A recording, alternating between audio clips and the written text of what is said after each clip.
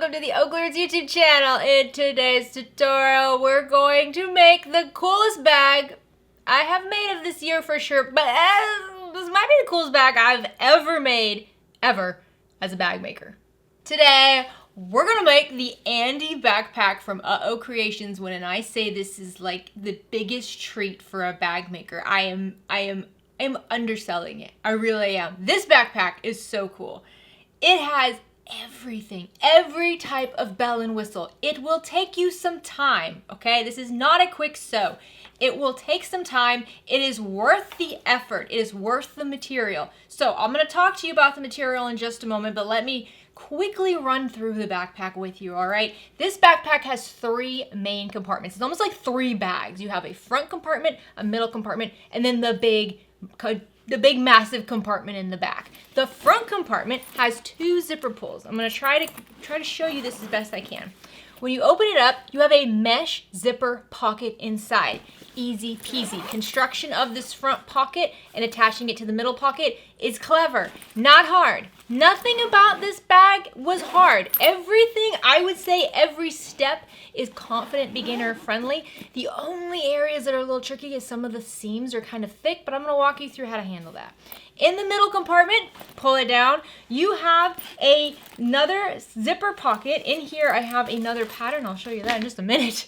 But you have another zipper compartment, and then you have an eyeglass case, which is so smart. When my mom saw this, she was like, why don't all bags have this? Because when you have a bigger purse and you're digging around for your sunglasses or your eyeglasses, even if they're in a case, it can be kind of hard to find them. This is just a side pocket. It is padded. You slip your sunglasses, whether they're in a case or not, right in there. You always know where they are.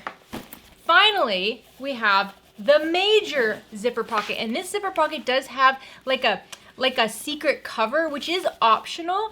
I love it, but it does make the zipper a little tight, so I just want to warn you about that right off the bat.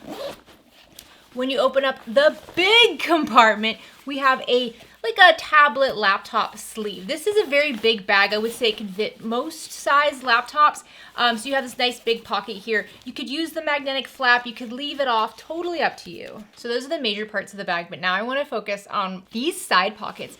Oh my gosh, there's 2 and they're huge. So here is a standard water bottle size. Now, we're gonna test this out. I haven't done this yet. This is one of the big water bottles that my kids use when they're going to school in the summer, okay? Let's try this one out. We're gonna slide this, oh yeah, fits totally fine. Huge water bottle pockets. Love that. That is making my mama heart so happy right now. So then finally, let's look at the back of this. You are gonna be making these awesome padded backpack straps because this is a very big bag. It can get very heavy. You do not wanna use just one piece of webbing here. It'll cut into your shoulders, it will hurt, and it will probably come out at some point. So these straps are brilliant. They are padded, they are comfortable, they are super secure, they are stitched down so many times. They're not going anywhere. And then we have the cool little side tabs down here. So let me show you what it looks like on. I am 5 feet 4 inches, a size small, so more on the petite side, but it fits me very comfortably. You see, nice and big for a twirl. So if you are loving the look of this backpack, all the material here, all the hardware, everything except for my own personal bag tag right here is from the 2026 Summer Mega Bag Making Bees Club box. This is a special box. It's not part of the subscription. It's a one-off.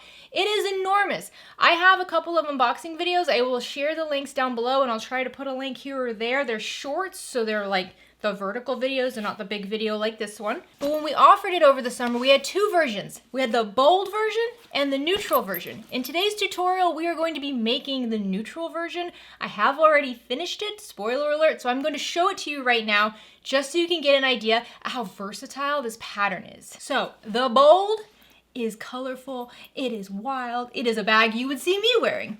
The neutral, however, is classic. It is classy. It is gender neutral. It would be great for women. It'd be great for guys. It'd be great for teenagers, older adults, kids, everybody. All right, this is gonna be a very long video today, guys. I did my best to not yap too much. This is probably the most yapping you're gonna have right in the beginning of the video, but it is a longer video. I would suggest you give yourself a couple days, 2 to 3 days, maybe a whole week, just picking at this here and there.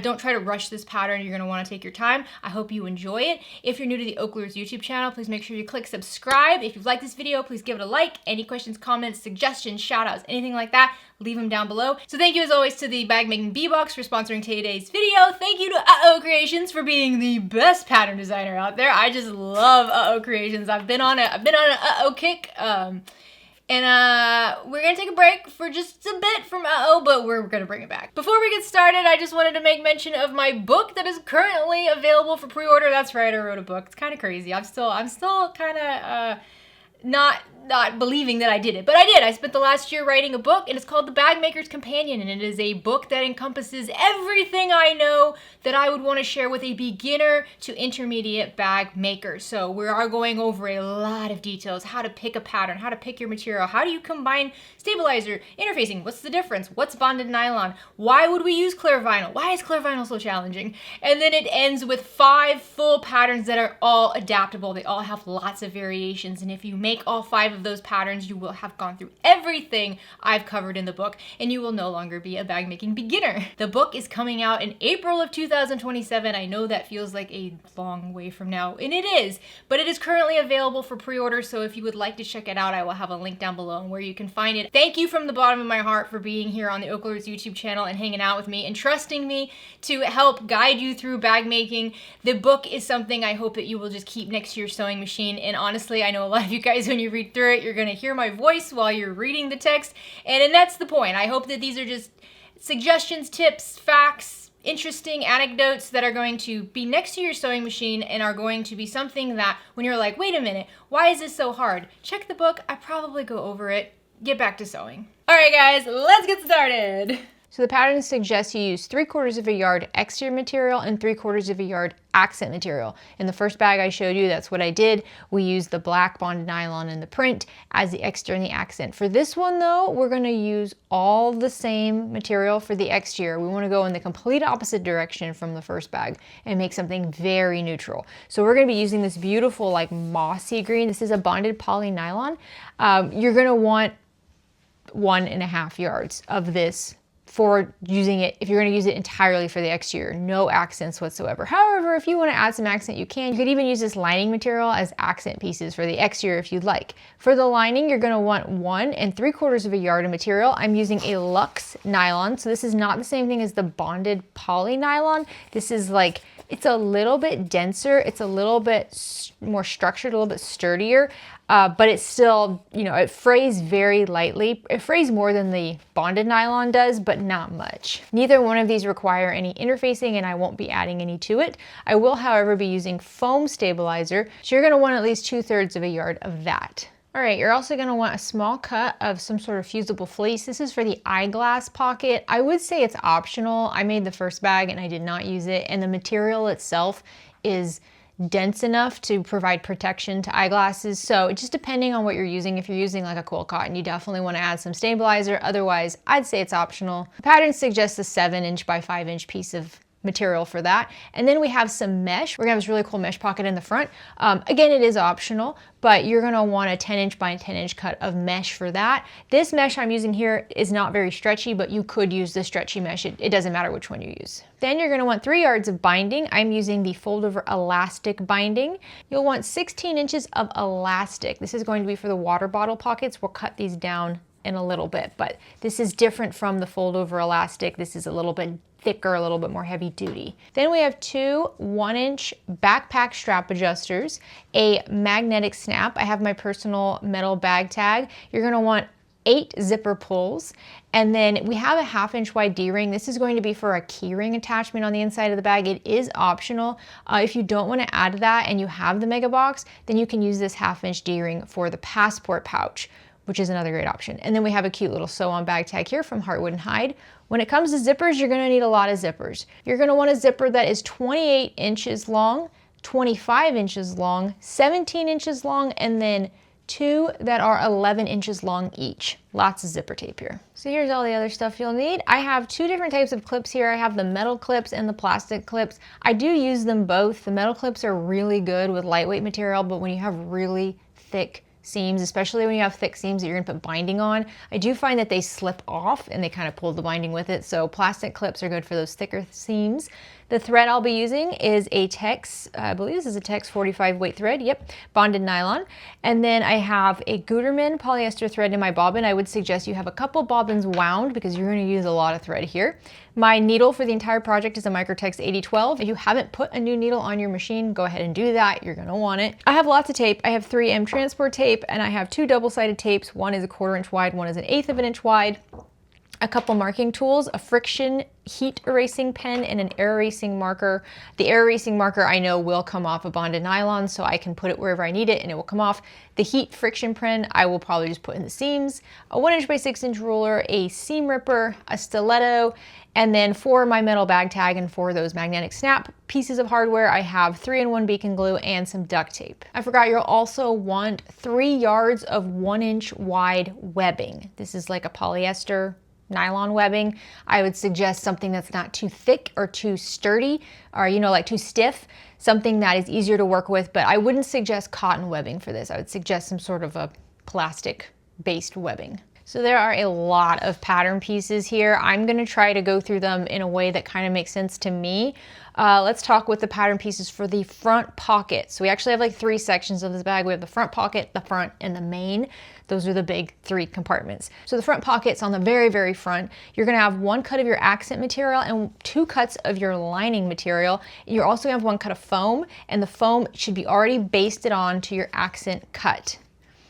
Then you're going to have your front pocket zip gusset, 1 cut of exterior, 1 cut of lining, and then your front pocket base gusset, 1 cut of exterior, 1 cut of lining. Next up, we have the material for the front, so it's kind of like that middle bit. You're gonna have your front accent, and from your front accent, you're going to cut out that inner part of the paper, and you're going to cut that out of the exterior material or the accent material. Then you're gonna have 1 cut of lining that does not have that center cut out, and then a cut of foam that does not have the center cut out. Don't attach this to anything yet.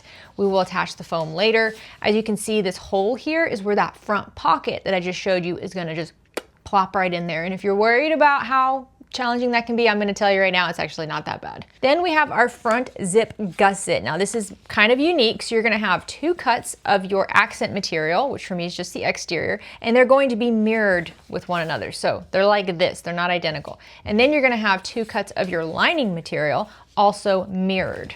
And finally, you're gonna have your front base cut, 1 cut of exterior and 1 cut of lining. Okay, there's a lot of pieces for the main panel because it really kind of works itself together. So let me try to go through this with you.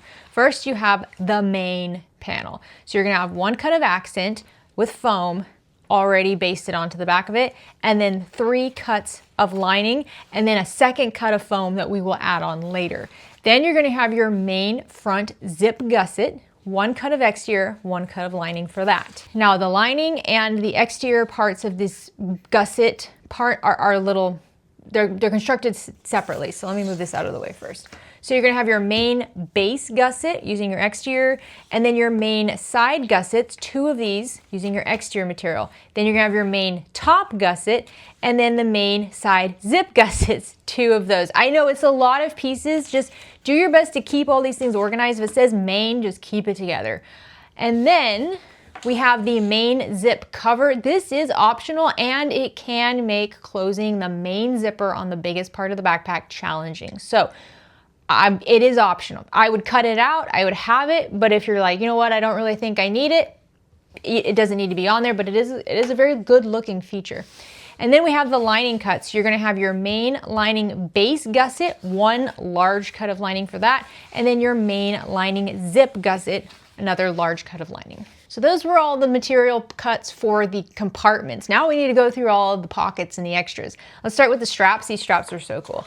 You're going to have 4 cuts of material, 2 mirrored sets each. So you can see I have 1 mirrored set here, and I have this mirrored set already basted onto foam. And then I have another mirrored set here of just the exterior material, no foam attached to it. And then you're gonna have 1 cut of your exterior for the handle. I'm actually gonna use the lining for this. I'm just gonna have 1 little pop of lining on the exterior. You're gonna have 1 cut of that and 1 cut of foam, and the foam should be basted to the material. So now we have the glasses pocket. You're gonna have 1 cut of lining for this, and you're going to have your fusible fleece already applied to the back. Mine is like a sticky fusible fleece, so I have it applied to the top edge. It tells you exactly where that needs to go in the pattern. Then you're gonna have 2 cuts of mesh per the pattern for the mesh pocket. One is much larger than the other, just like that. You're gonna have 2 cuts of the mesh binding from your lining material, and the way we do this is so smart. And you're gonna have 1 cut of this exact same pattern piece for the pocket facing. Then we're gonna have 1 cut of our exterior material for the strap anchor, and then another cut of exterior material for the strap support. And then optional is the key strap. This is where you're gonna use that 1/2 inch D-ring. If you don't wanna use that, you can leave it off. I'm gonna be honest, I don't even remember where all these pockets go. I didn't make the bag that long ago, but I've already forgotten. We're gonna have the water bottle pockets, which are the coolest water bottle pockets we've ever made on a bag. They're so great. You're gonna have 2 cuts of your accent material, and then 2 cuts of your lining material for that. And then that's gonna be for the main pocket, and then you're gonna have a channel that holds the elastic. For that, you're gonna have 2 cuts of your exterior material. Then we have our zipper pocket. You're gonna have 2 cuts of lining for that. And then we have our slip pocket flap. 2 cuts of lining for that one. And then you have the large slip pocket. So this flap and this pocket go together. This kind of like uses the magnetic snap and is just gonna plop right over this big pocket. Your large slip pocket, you're gonna have 2 cuts of lining. This would be what you could use for like laptops, things like that. So we're gonna start with the front pocket. Grab your front pocket zip gusset pieces, your exterior and your lining, and then also grab your 17-inch long zipper and 2 zipper pulls. On the lining panel, I like to add a long piece of double-sided tape right along the long edge. And I'm gonna use this instead of basting at my sewing machine. If you prefer to baste, you can do that. I'm gonna use tape. So I'm just gonna take the paper off the tape, and then I'll take my zipper and I'm gonna lay my zipper right side up over the right side of my lining, making sure I have a little bit of overhang on each side. And we're gonna just match up the long edge of the zipper tape with that taped edge of our lining. And once that's taped in place, or if you're basting, go baste this down at 1/8 of an inch seam allowance.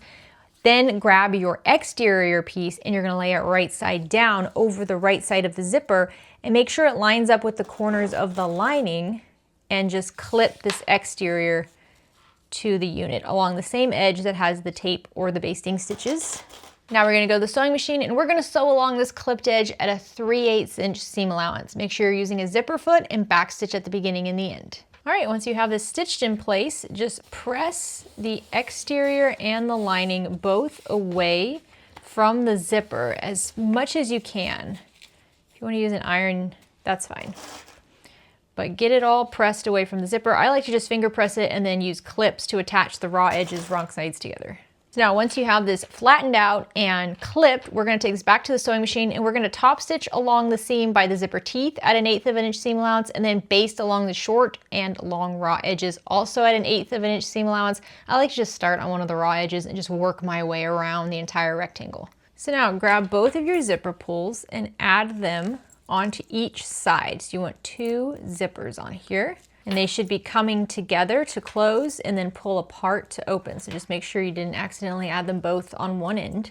So now grab your front pocket base gusset, both your exterior and your lining pieces.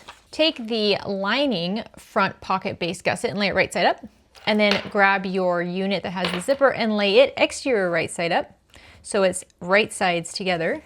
And just line up the short edges. Now, if your zipper end overhangs like mine does, that's okay. Just make sure you line up the edge of the material with that short edge, not the edge of the zipper. And I do find that this is a little narrow, so I would say that when you're sewing this on, if you wanted to sew the material on at a 1/4 inch seam allowance instead of a 3/8 inch seam allowance to the zipper in the last step, I think that would be okay, because we do have about 1/8 of an inch overhang of the bottom gusset on both sides, so I think you'd be okay with a 1/4 inch seam allowance. I'll make sure there's a note of it on that step. And then we're gonna grab the exterior front pocket base gusset and lay it right side down, so it's right sides together with the exterior material, and line it up with this short edge that you have clipped already. And if it makes it easier for you, you can just trim down that zipper overhang so it doesn't confuse you. And now we're gonna sew along the short edge at a 3/8 inch seam allowance, back stitching at the beginning and the end. Now, if you'd like to cut down the corners here, you can, but just make note that you need to be careful. So you can cut down the corner where there's just material, no zipper, little 45-degree angle there, but on the edge where the zipper tape is, lift up the material and only cut the exterior and lining materials. Don't cut the zipper tape. And then if you'd like to trim down your zipper tape, you can do that. But you see how that corner of the zipper tape is still there.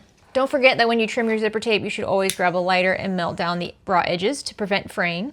So now I'm going to repeat those steps on the other side. So I'm just going to bring the other edge of my zipper unit to meet with the lining. And then I'll bring my exterior around, right sides together with the zipper, and match it up corner to corner with the lining on the back. And then also along this short edge, also at a 3/8 inch seam allowance. Once those are both stitched in place, you're going to flip the bottom gusset panels so that they are wrong sides together. And if you'd like to mark the midpoints on these, it does make it a little bit easier to line up. So I'm going to just line up the seams between the top zipper gusset and the bottom gusset, and I'm going to mark the midpoints on the long edges of both the exterior and the lining on both sides. So what's nice about those midpoint marks is you can use them to match up the exterior and lining pieces so they are wrong sides together. Match up the midpoints first, and then we'll just straighten out the edges over towards the seam and just clip along all the raw edges, keeping this nice and flat. So now take this to the sewing machine, and we're going to baste along the two long raw edges at 1/8 of an inch seam allowance, and we're also going to top stitch right underneath that seam on the bottom gusset section at 1/8 of an inch seam allowance. I suggest just doing this all in one go. Start and stop on the raw edges so that you have a cleaner finish. Okay, so now we have the gusset completely created. You're going to want to also mark midpoints. So we have the midpoints on the bottom marked, but we want to mark the midpoints on the top of this gusset as well. So we're just going to fold this gusset in half at the seams and then press. When marking the midpoint on the zipper tape, don't use scissors for that. Just grab some sort of a fabric pin and just mark right on the very edge. It doesn't have to be there for a long time, just a good time. But on the edge that has the material, you can just pinch it and then cut it. And then if you'd like, you can take those midpoint marks you just made and match them up with the midpoint marks on the bottom of the gusset and just try to figure out where the side midpoints would be, because it's not, I mean, it's mostly at the seam. I find that it's at the midpoints between the midpoints. So the midpoints on the side of the gusset are where you see your top stitching. So it's 1/8 of an inch below the actual seam, if that helps you. So now grab your accent front pocket and lay it right side up. And we need to attach our gusset to the accent. And here's the thing, this is the only spot where I will be doing this. You don't have to do this. I like to do a little bit of hand basting when I have zipper tape on sharp corners. You don't have to though, and I don't do it anywhere else in the bag, only here. So I'm going to show you how I do it, but I'm just telling you, you don't have to do this. So on your front pocket accent panel, make sure you have the midpoints marked on the top and the bottom and the midpoints marked on the sides. We're going to take our zipper gusset unit, we're going to flip it lining side out, and we want to match up the midpoint on the zipper tape with the top midpoint of our front pocket. So if you have a directional print, make sure you think about that. And we're just going to clip this right sides together. Then we're going to find the midpoint on the bottom, and should be exteriors right sides together. Match it up with the midpoint on the bottom of the front pocket and clip together. And then on the sides, do the same thing. Like I said, mine is just like the top stitching stitches over here. So I'm just going to line that up and clip in place. And then you're going to want to clip along all the straight edges and the curved edges. So I'm going to start with all the straight bits on the sides and the tops and bottom. You're going to find this a lot easier once you get to those corners if you open up your zipper tape. Okay, so looking at these bottom corners here, you can cut into the gusset little 1/8 of an inch deep cuts to help it spread around these corners. And this is just for the bottom corners where you have the material wrapping around the main panel or the front pocket panel. However, for the zipper corners, you can't cut into your zipper. You shouldn't cut into your zipper tape. And it's a tight corner. So if you want, you can pull this up and you can just baste around these corners first. At your machine is totally fine. I find that I have to wrestle it too much at the machine. I just get better results if I hand baste it. It takes a very short amount of time. So I'm going to show you how I do it. But again, you don't have to. If you prefer, you can use staples here, or you can take it to the machine and see if you can baste the zipper tape on there. totally up to you. But here we go. I have a hand sewing needle. I have some bright red thread because I will be cutting it out of the seam later. So I want to make sure I can see it. It doesn't really matter if it's thick or thin. You just want it to be something you can see. I'm just gonna knot the end of it. I do have a leather thimble that I wear on my middle finger because that's the one that I use to push this. This material is pretty thick, so you don't want to, you know, hurt yourself. And I'm just going to line up the edge of the zipper tape right where it starts to round around that corner. And I'm just gonna sew this in. I mean, my stitches are probably like a 1/4 inch away from one another. These are big, ugly stitches. Just make sure they're not too deep. They just need to be right on the edge. I just want to hold the zipper tape to the material, that's all. So you see, it just takes a few seconds. Go around the entire edge. Nothing fancy, nothing difficult. Once you're done, I like to just knot it off, but nothing too crazy because I do need to cut this away later. And now I have my zipper perfectly basted to that curve. And when I sew this down, it's not going to cause any headaches. So I'm going to repeat that with the other corner. All right, there we go. See, easy peasy, easy peasy. And if you don't want to do it, you don't have to. It's okay. Whatever method you prefer, go for that. So now we're going to take this to the sewing machine and we're going to sew around the entire edge. The pattern says to do it at a full seam allowance, and then when we attach the lining, we're just going to go right over those stitches. I have a tendency to have a problem with that, so I'm going to do this at a scant 3/8 inch seam allowance. So just less, just under a 3/8 inch seam allowance. So then when I attach the lining in the next step, I'll do the full 3/8 inch seam allowance. Make sure you backstitch at the beginning and the end, use a zipper foot, and just be careful around those corners. Once you have this sewn in place, just flip it out real quick and make sure everything looks good. You pretty much sewed the full seam allowance, or you did the scant like I did. So this is how it's going to look in the end. So give it a good look. If you have any puckers or pleats or anything, you can just unpick that one section and re-sew. I have like a little tiny pucker right here, but it does not bother me. I think it looks, I don't know, I think it looks kind of good. So I'm going to leave it. I just love this material. I like how that stuff kind of looks. So we're going to just open up our zipper once again. And now we're going to grab one of our lining front pocket pieces, and we want to lay this right side down, right over the exterior panel. So we want the gusset and the zipper to be sandwiched in between them. We're going to birth this.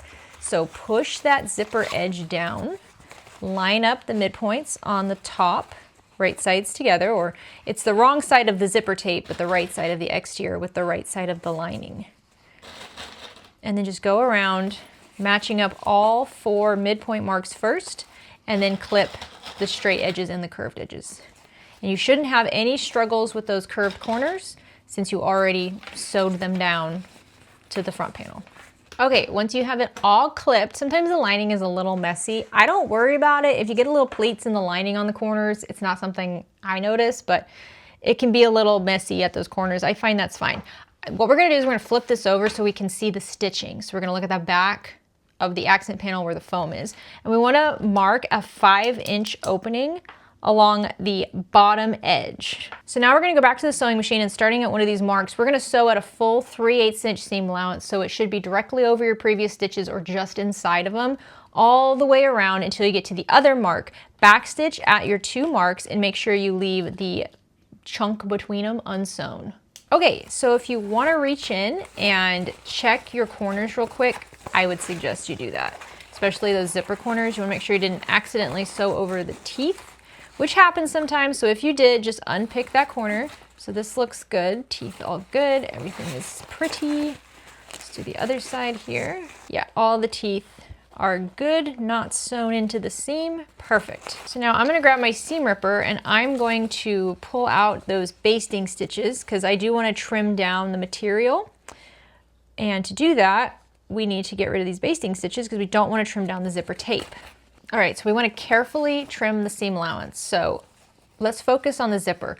The zipper corners, we don't want to cut the zipper tape. So I'm going to cut the seam allowance in half from the lining material and the exterior material at these corners, but I'm not cutting the zipper at all. And it's really just the corners where you want to trim down the seam allowance. The straight edges are okay, but trimming down these corners will give you a really clean finish, which is what we want. This is a bag that requires quite a bit of time, so we want to take the time to make it look just like you want it. And the reason we don't trim the zipper tape is because zipper tape will fray. And if you trim this zipper tape down out of your seam allowance, over time, the zipper will completely unravel and come out. So please don't do that.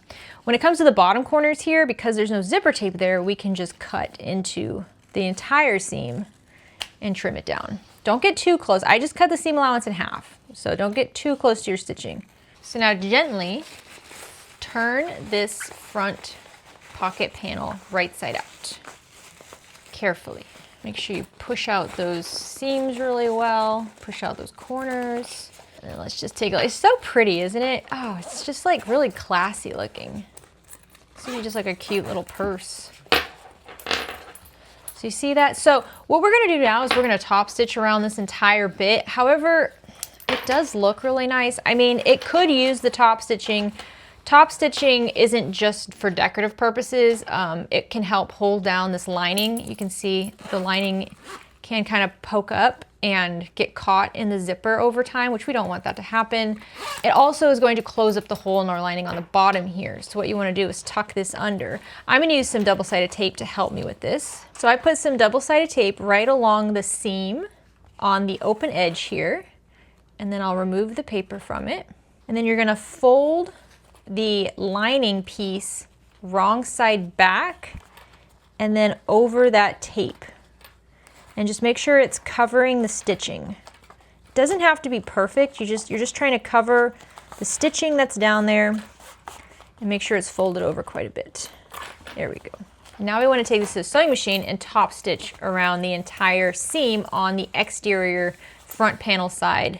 Like I said, if you don't feel like you need the top stitching around the zipper, then you could just top stitch around this bottom long edge here just to close the hole and be done. I'm gonna do the entire top stitching because I do worry that over time that this lining might get eaten up in the zipper. Just go slow, use a zipper foot, of course, and make sure that as you're top stitching, your lining around the zipper teeth doesn't start to pull up and get too far over the zipper tape. You just gotta keep everything nice and flat and taut. Backstitch at the beginning and the end. Okay, let's take a look at our top stitching. I'm not the best top stitcher, but as long as you use thread that matches your material, you're gonna be fine. Just wanna make sure the back looks good. Good. So yeah, if your lining kind of shifted, it happened to me on the first bag, the lining kind of shifted up and this seam ended up being like way above over the back of the zipper teeth, you'll need to unpick and restitch, which is not a big deal. Look how pretty that is. Okay, set this to the side for just a moment. So now let's do the mesh pocket. So the mesh pocket is gonna require the 2 mesh pocket pieces, an 11-inch zipper, one zipper pull, and then 2 of your mesh binding cuts. So you're gonna take your mesh binding and you're gonna fold it in half, wrong sides together, long sides together, and press it. You can use clips to help keep it pressed, or you can press it with an iron. Okay, set this to the side for just a minute, and then grab your mesh pocket bottom and your 11-inch zipper. I was getting worried, that zipper was not 11 inches. Okay, so you're gonna take your 11-inch zipper and lay it right side up on the very top edge of your mesh binding. And you can use clips here to just hold it in place. And then you're gonna take one of your mesh binding pieces and with the raw edge on the top, align it with this top clipped edge. So make sure it's lined up corner to corner with the mesh. Okay, so you got your binding folded, both raw edges are on the top. The zipper is sandwiched in between the mesh and the binding, and we're going to sew along this clipped edge at a 3/8 inch seam allowance, back stitching at the beginning and the end. Okay, so you can remove the clips that were holding that fold. We don't need those. And this is kind of cool. What you're gonna do is you're going to flip this around and you're gonna push the mesh down behind the seam, keeping the zipper right side up, and then you're gonna push the binding down over the seam, and you see how now the binding is just going to cover the seam. Isn't that clever? I thought that was so smart. And then the mesh covers the seam on the back. I've never seen it done like this before. I like it. So give it a good press. I find that I just have to press it with my fingers and kind of hold it in place. And now we're gonna go to the sewing machine and we're gonna top stitch along both long folded edges of this binding at an 1/8 of an inch seam allowance to just hold it flat, covering that seam on the bottom portion of this pocket. So now we're going to repeat that with the other side. So lay your top mesh piece right side up. Take your zipper and lay it right side up right over it. Make sure the sides of the top match up with the sides of the bottom, and then just clip along this top edge. And then take your folded over binding and clip this along that same edge with the raw edges in the clips that are holding the mesh to the zipper. And then sew along this top clipped edge at a 3/8 inch seam allowance, back stitching at the beginning and the end. So now flip that top portion of the mesh up and away from the zipper, and then press your binding up and away from the zipper, and then they both just wrap around the top of the zipper tape. And I was kind of worried that this material would be too thick to do this with, but it actually works just fine. I mean, it is thicker, but my machine doesn't have any problems with it. Just make sure you press it really well with your fingers. And now we're gonna go back and we're gonna top stitch along both long folded edges of this binding to hold it flat along the mesh. Isn't that cute? Isn't that cute? I love it.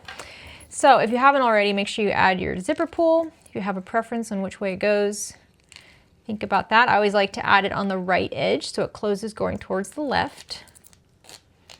Here we go, zipper pulls in the center, looking very cute. So now take your remaining lining front pocket panel, lay right side up, and you're gonna lay your zipper mesh pocket right side over it. It is bigger, so just do your best to keep it straight. Don't let the zipper get all wonky unless that's the look you're going for. Nice thing about this material is I can tell if it's not straight. So I'm just gonna add clips where I can to hold the mesh in place. Okay, now we can go to the sewing machine and we're just gonna baste around the entire edge, going through the mesh using the outline of the lining pocket as your guideline. Just baste it on at an 1/8 of an inch seam allowance. Once you have that basted on, just go around and trim off all the overhanging mesh and zipper. Now we want to attach this to the back of our front pocket. So we're going to use all of our midpoint marks on all of our panels to help us with this. So you can open up this zipper to make it easier. And with the front pocket exterior right side up, we're going to find the midpoint on the top of our gusset and line it up with the midpoint on the top of the mesh panel. And the lining mesh panel here is also right side up. And then just match up the bottom midpoints and do the same thing on the sides. Remember, for me, my side midpoint mark of my gusset is where the top stitching is between the top and bottom of the gussets. So I just match that up with the midpoint mark on the side of my lining. And then just clip around all the straight edges and the curved corners. And if you need to cut into your gusset a bit to help it spread around those corners, then go ahead and do that. We don't have any zipper tape to worry about this time, so you can use your scissors wherever you need. Okay, once you have it clipped in place, you see when you open it, it should look like this. Isn't that so pretty? Oh my gosh, that's so pretty. Wow. We want to baste this in place. We're going to baste it at a 1/4 inch seam allowance all the way around. I did have to cut little snips into my gusset just to help it spread. This should be a pretty easy gusset to stitch down. Okay, front pocket is ready to be installed on the bag. Not every section is this elaborate. Now we want to attach our front pocket to the front accent panel. This is the one with the cutout. You need to make sure you have your marks everywhere. You have midpoints on the top and the bottom of this front panel, and you also have midpoints on the 4 inner parts of this. I don't think I have the sides. I need to add those. And then we also have some marks. These are not midpoint marks, but these are gusset marks that are on the pattern piece. Just make sure you have them all there. If you're like me and you forgot to do your midpoint marks on the sides, you can just bring the inner midpoint marks together, carefully fold this in half, and then use some scissors to mark those side midpoint marks. So now we're going to attach this front pocket right in there like that. It's gonna be great. So you can just kind of flop it down like this if you'd like. This is kind of how it's gonna be in the end. And make sure you can see your midpoint marks on the top and the bottom of your front pocket. And what you'll do is you'll take this front panel and just lay it right side down like this, and then match up the midpoint marks on that inner cutout and clip in place. This is just to get started. We're gonna be kind of flipping this around a little bit. So then we're gonna go to the bottom here, and same thing, we're gonna pull this up. You can kind of wrap it around, and then line up the midpoint marks on the bottom and clip these together. So now we're gonna just tuck this pocket in and pull up the edges of our front panel, and then line up the midpoint marks on the sides. And just remember, you're always keeping your material right sides together. So once you have the midpoints clipped. Now we need to go around the straight edges and the rounded edges. So this is where you might want to start flipping this over to the wrong side. And it kind of looks like a ballerina tutu, just kind of like a skirt, you know, just goes around. Always do the straight edges first and then work on the corners. All right, you're most likely going to need to cut into the corners of your front panel to help it spread around the corners of your pocket. So carefully cut little like 1/4 inch deep cuts into here, very carefully. I feel like holding it stretched out like this makes it easy to just shoosh, slice right up the side, which I don't want to do. Okay, so once you have some cuts in there, now you should be able to spread the material around the corner of the front pocket. Yeah, that looks much better. So do this for all 4 corners. All right, once you have it all clipped, now flip it so it's all right side up. And this is how you're gonna sew it. You're gonna just push the panels right sides together and sew along this clipped edge at a 3/8 inch seam allowance. Carefully. Use a zipper foot here so you can get really close to those corners. Use a stiletto to help hold it all in place. Just take your time with this. Make sure you backstitch at the beginning and the end. Okay, once you have it sewn on, take a look. It's a bit of a mess when you first get it out, so just pull it out and make sure everything looks good. I think it looks pretty good. Yes, it is. Look at that. What a chic backpack. Oh my gosh. I wasn't so sure. I don't know. When I got the material, I was like, I love the material, but I don't know. It doesn't have that like bold contrast like the other one did. But I think this is gonna be really, really nice. Okay, so your seam should naturally go behind the front panel, not the pocket, but the front bigger panel here. Just make sure you're pressing it and it is going there because we're going to top stitch, but we're gonna do it with some other stuff. So grab your remaining front foam piece and lay it on your table and then lay your whole unit right side up over it. What we wanna do is we want to attach it edge to edge. We're now going to attach the foam to this panel and we're going to top stitch the seam down through the foam. So take your time here to really line everything up. You might find that your material kind of has to stretch a bit to get to the edges of the foam. That's just because when we sewed on this front pocket, it kind of tucked it in a bit. That's okay. It should be totally fine if you pull it to your foam edges. Okay, so now we need to do 2 things here. We need to top stitch that seam down that's behind the front pocket, and we're gonna top stitch on the front panel side, and we need to baste it around the edge. Which order you should do this in? The pattern suggests doing the top stitching first, which I think is best because if you do kind of have to like get your finger under here so that you can spread it, then you have that. Once you baste around the edges, you wouldn't be able to do that anymore. So that's what I'm gonna do. I'm gonna start on the bottom here, and I'm just going to carefully make sure that the seam is pressed behind the front panel, the bigger piece, and I'm gonna top stitch around that seam that connects the pocket to the front panel at an 1/8 inch seam allowance using a zipper foot, backstitch at the beginning and the end. Looking good. It always looks a little wonky when you first get it back because you had to smush it. But once you give it a moment to kind of get it shaped back, how pretty is that? So now we want to go to the sewing machine and we're going to baste around the entire outer edge at an 1/8 inch seam allowance. Just the outer edge. Just get your material as close as you can to the edge of your foam. If it doesn't quite reach in some spots, that's fine. Okay, set this to the side for just a moment. So now we're gonna work with our front zip gussets, which are these kind of unique shapes here. And you're gonna take 2 of your exterior pieces and you're gonna lay them right sides together, and we're focused on the top bit. So the top is where it curves the most. Straight part is the bottom. So the top short edges, we're gonna line them up right sides together and clip them. Do the same for the lining set. And now we're gonna sew along these 2 short edges at a 3/8 inch seam allowance, backstitching at the beginning and the end each time. Now if you'd like to cut the corners down here, you can. Cutting corners just helps reduce the bulk later when we are attaching this to other parts of the bag, and every single thing will be attached to something else. So it does help reduce the bulk in the seam. So now you're going to take your 2 panels and open them up, press the seam open behind. So they should look just like this now. Do this for both the exterior and the lining. And then we're gonna take both of these to the sewing machine and we're going to top stitch on both sides of that seam which will keep the seam flat and open at 1/8 of an inch seam allowance. Like I said, you're gonna do this for the exterior and the lining. So now the pattern says to take your 25-inch long zipper and trim it down to exactly 24 1/4. So that's what I'm gonna do, just a little bit off. And then mark the center on both long edges of your zipper tape.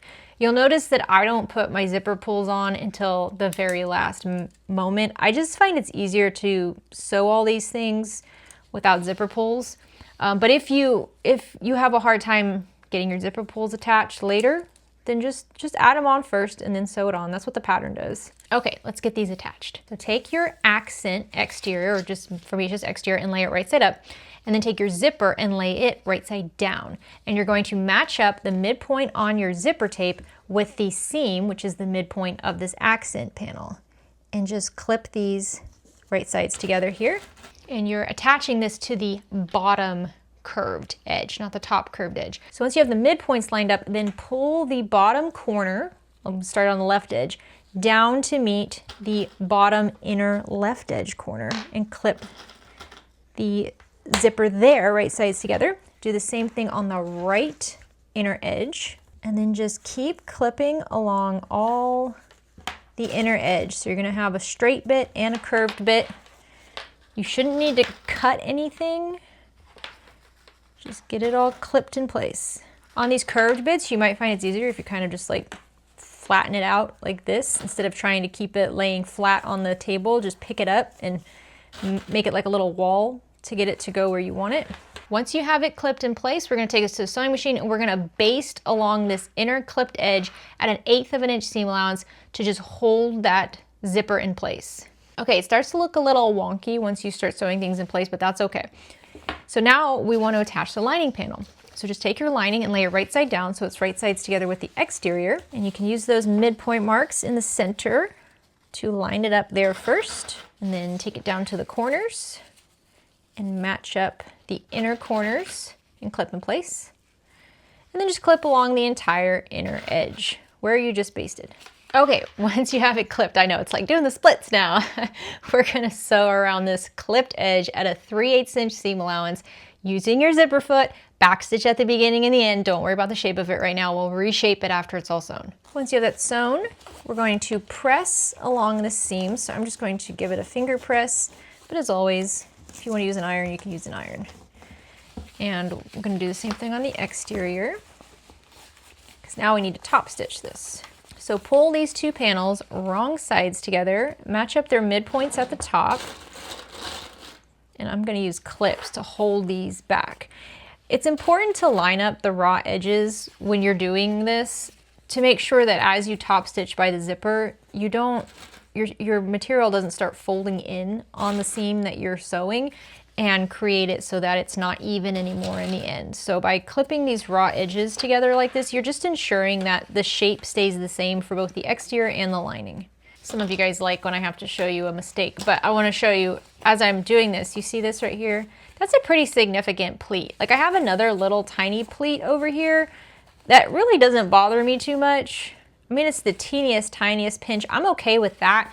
But I'm not okay with this. This is like a fold. And when I looked at the back, sure enough, look at that. It moved around like that. So what I'm gonna do to fix it is I'm just going to rip the stitching just around it. I mean, really like 1/4 of an inch to each side. Just a tiny bit. You don't have to go far here. And then straighten it out. So once I have it flattened out, and if you need to like unstitch a little bit more just to make sure you can get it flattened out, do that. And then once I have it flattened out, I'm just gonna go back to the sewing machine and I'm gonna start about 3/8 of an inch over where my stitching still is, where I did not seam rip it, and then backstitch and go right over the unpicked edge, and then again extending about 3/8 of an inch over the previous stitching and backstitching there to help smooth this out. So now when I open this back up, I have a nice smooth edge. I don't have that fold anymore. I just wanna show you how quick and easy it is to fix little pleats like that. All right, it looks like a mess. That's okay. Again, it's okay if it looks messy. We'll reshape it as we go. Now what we want to do is we want to top stitch right along the edge by the zipper and also baste the raw edges on the short sides and the long edges. You want to just completely enclose this. Be careful when you're top stitching by the zipper. You want to make sure that your lining and your exterior are pulled away tightly from the zipper tape. So if you have to kind of smooth it out while you're sewing, go ahead and do that. So now grab your front base gussets, so the lining and the exterior. Before we do that though, make sure you add your zipper pulls. I just about forgot to do that. So add one zipper pull on each end of the zipper tape so that they close when coming together and they open when pulling apart from one another. Okay, once your zipper pulls are installed, now we're going to attach the base panel to the zipper panel. So take your base gusset and you're going to lay it right side down so it's right sides together with the exterior. And then clip along this short edge. Lay your lining base gusset right side up. And then lay your unit on top of it so it's lining sides together. And add to that clip short edge.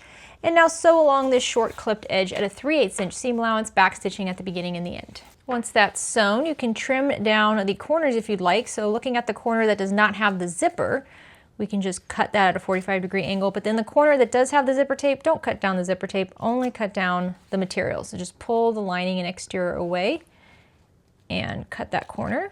And if you need to melt the ends of your zipper tape, go ahead and do that.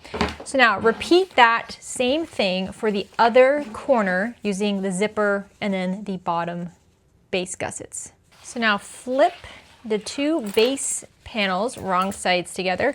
Just like we did before, if you'd like to find the midpoint along the base panels to help line them up, go ahead and do that. I like to do that. It's not necessary. I just figure it's easier to make sure everything stays where it's supposed to be.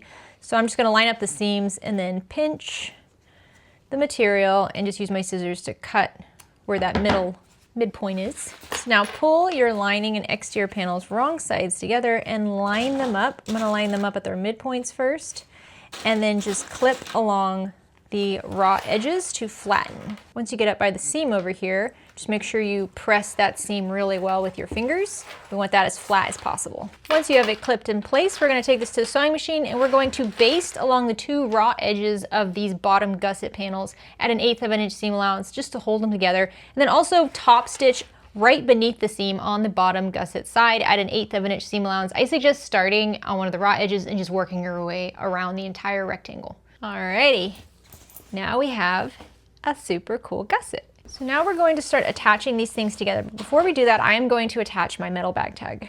So I measured 2.5 inches down from the middle of the top of my front panel here, and I marked my placement marks for my metal bag tag. If you'd like to sew on a bag tag here, you can do that. But I'm gonna very carefully cut this. I always get nervous cutting bonded nylon because I feel like it provides a little resistance and then you push too hard and shoop. That'd be awful. So I'm just going to make sure that this fits in here right. And I don't have to add any stabilizer to the back because we already have the foam here. So that looks good. So to just help my tag last longer, I'm going to add some glue to the back of it. Not a lot. You don't want it to like gush out the sides. You just a little bit. And then insert this back into those slits. How cute is that? What a beautiful bag, right? Like the bold one is really fun, but this one is like stunning. So I'm just gonna put the washer on the back, fold down my prongs, looks good. And then I'm going to cover the back of the prongs with some duct tape. You could use stabilizer instead, something sticky to make sure it doesn't come off. So now we're going to attach this big gusset we were just working on with this front panel. So we have the front pocket, the front, and now we have this big gusset. This is the front gusset. We haven't even got to the main gusset yet. So you see, it's just gonna go right inside like that. So if you wanna kind of just push it in there first so you know how it's gonna go ahead and do that. Don't forget you have your marks on the sides of your front panel. These are for placement for the gusset seams. So these seams right here between the zipper and the bottom gusset, these are gonna match up with that. So we're going to flip this so it's right sides together, and it's going to be the zipper tape edge, not the fabric edge. So flip this down, match up the midpoint of the zipper tape with the midpoint on the top of your front panel, and clip these together. Then on that same inner edge of this gusset, going to match up the bottom midpoint marks and clip together. and we're clipping them exteriors right sides together. And then match up the gusset seam with the seam mark on the side, and these marks are on the pattern piece. So if you haven't marked them, go grab your pattern piece and mark them now. And then just clip around the entire edge. When you work on these top corners here where the zipper is, this is not a very sharp corner, so I don't find the need to baste it. If you just like doing that, then you can definitely hand baste this again. But like I said before, the only place I hand basted was for that front pocket. So the rest I feel like is pretty easy peasy. These bottom corners have a bit of a sharper corner, so you can cut into the gusset along the edge, no more than 1/4 of an inch, so that the gusset can spread around that sharp corner. And it is a pretty big corner too. Okay, so we're going to sew this similar to how we did the front pocket. I'm going to sew around the entire edge at a scant 3/8 inch seam allowance. The pattern does say to do just the full 3/8 of an inch, but I'm gonna do just less than that. We are going to attach the lining over this like we did with the front pocket, leaving an opening on the bottom. So once again, whatever works for you, use a zipper foot here, backstitch at the beginning and the end. This should not be that challenging. These corners are not that bad. So once the gusset is attached to the front exterior panel, now we need to attach the lining panel. So take your lining front panel and lay it right side down over the right side of the exterior panel. And we're going to clip this using the marks, so the gusset marks and the midpoint marks. Make sure your zipper stays out of the way. All right, look at that, it's like a little pillow. Once you have it all clipped together, we're gonna flip this over so we're looking at the back of the exterior, so it's the foam, and you're gonna mark a 7-inch opening on the bottom edge here, which is pretty big, but we're gonna need that to turn. So now we're going to sew around the entire edge except between those two marks at a 3/8 inch seam allowance. This should be right over the stitching you just did, or slightly in if you did it like I did. Make sure you backstitch well at the beginning and the end. Use a zipper foot here. Do your best to pay attention to where the zipper is because you are sewing the zipper into the seam, and make sure you move the zipper pulls out of the way as you're sewing.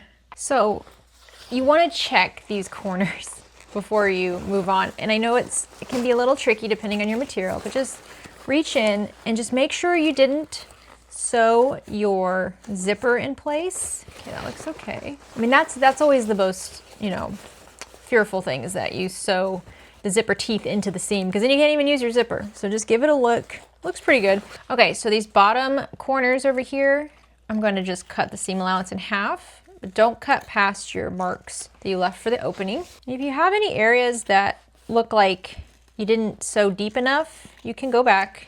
Let me just check all this. I mean, it all looks good to me, but who knows? For the top corners here, we're going to pull the exterior with the foam away from the zipper tape and then just trim the seam allowance in half.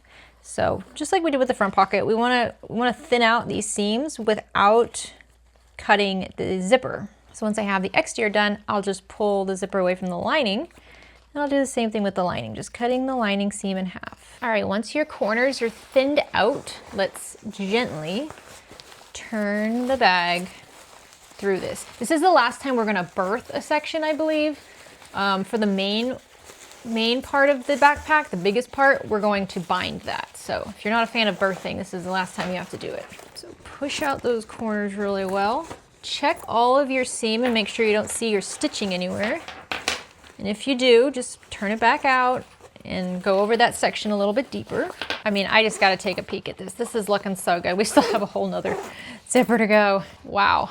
Isn't that gorgeous? What a cool backpack. It just looks so good. All right, so now we need to close up the hole on the bottom here. So once again, I'm gonna use double-sided tape.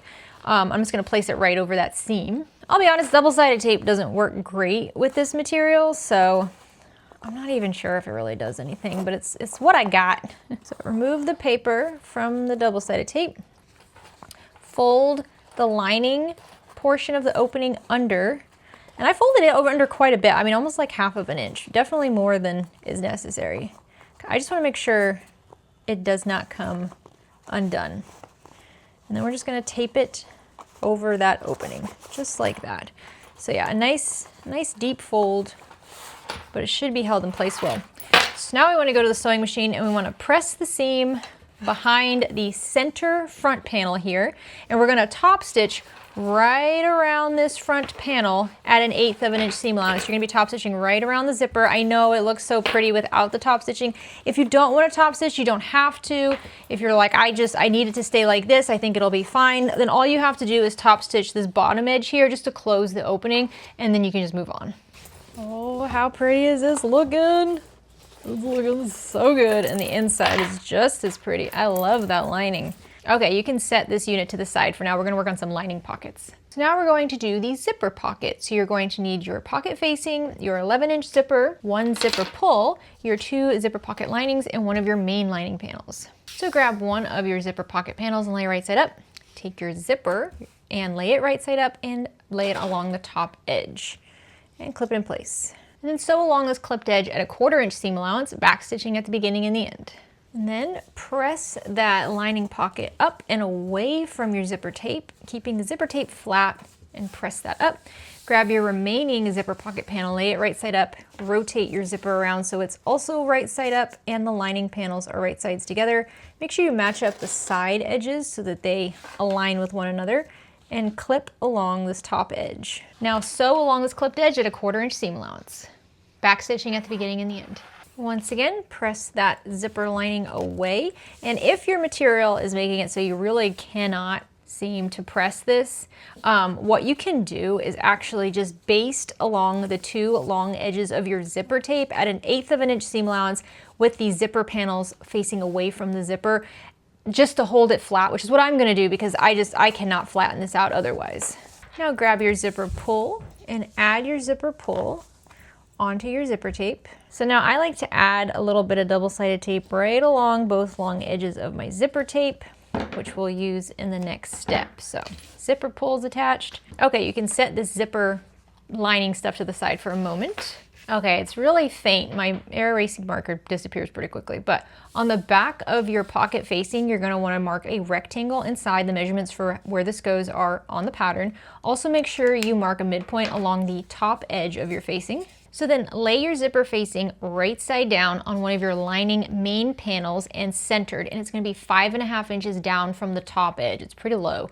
Now we're going to sew right over that rectangle we marked. I know it's hard for you to see. I like to use a 2mm stitch length, and make sure your needle gets in all 4 corners. Just take your time with this.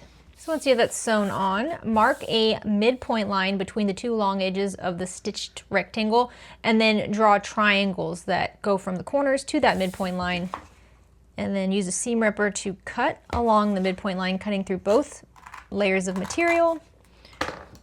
And once you've got a hole started, you can grab your scissors and just cut along that middle line till you get to the tip of the triangle, and cut off along the diagonals, getting your scissors as close to the thread as you can without actually cutting it. Now we want to press this facing in through that cut that we just made. So to get started, I'm just going to press the facing along the seam first, and then flip this over, pull it out. And with this material, it's a little tricky because the material is so stiff. If you want to try to use an iron here, that might be helpful. I'm just going to kind of roll the seam, and I'm going to use clips for now. So there we go. So you want to flatten out this opening as much as you can. So if you can use an iron, go ahead and do that. I think yeah, I'll use an iron real quick. Well, no, actually, it doesn't really help with this material. I tried it on the last bag. So I'm just going to leave it like this. Once we get it taped on, it'll be easier. So lay your zipper pocket panel so the zipper is right side up and the zipper pull closes going towards the left. And we're going to just center this window right over the top like this, and the edges of your facing should match up with the edges of the zipper pocket. So let's start with the top edge of our zipper tape. Just remove the paper. You might want to remove the clips along this top edge as well. And then just lay your lining over the zipper, center the facing over it like that, and tape it down.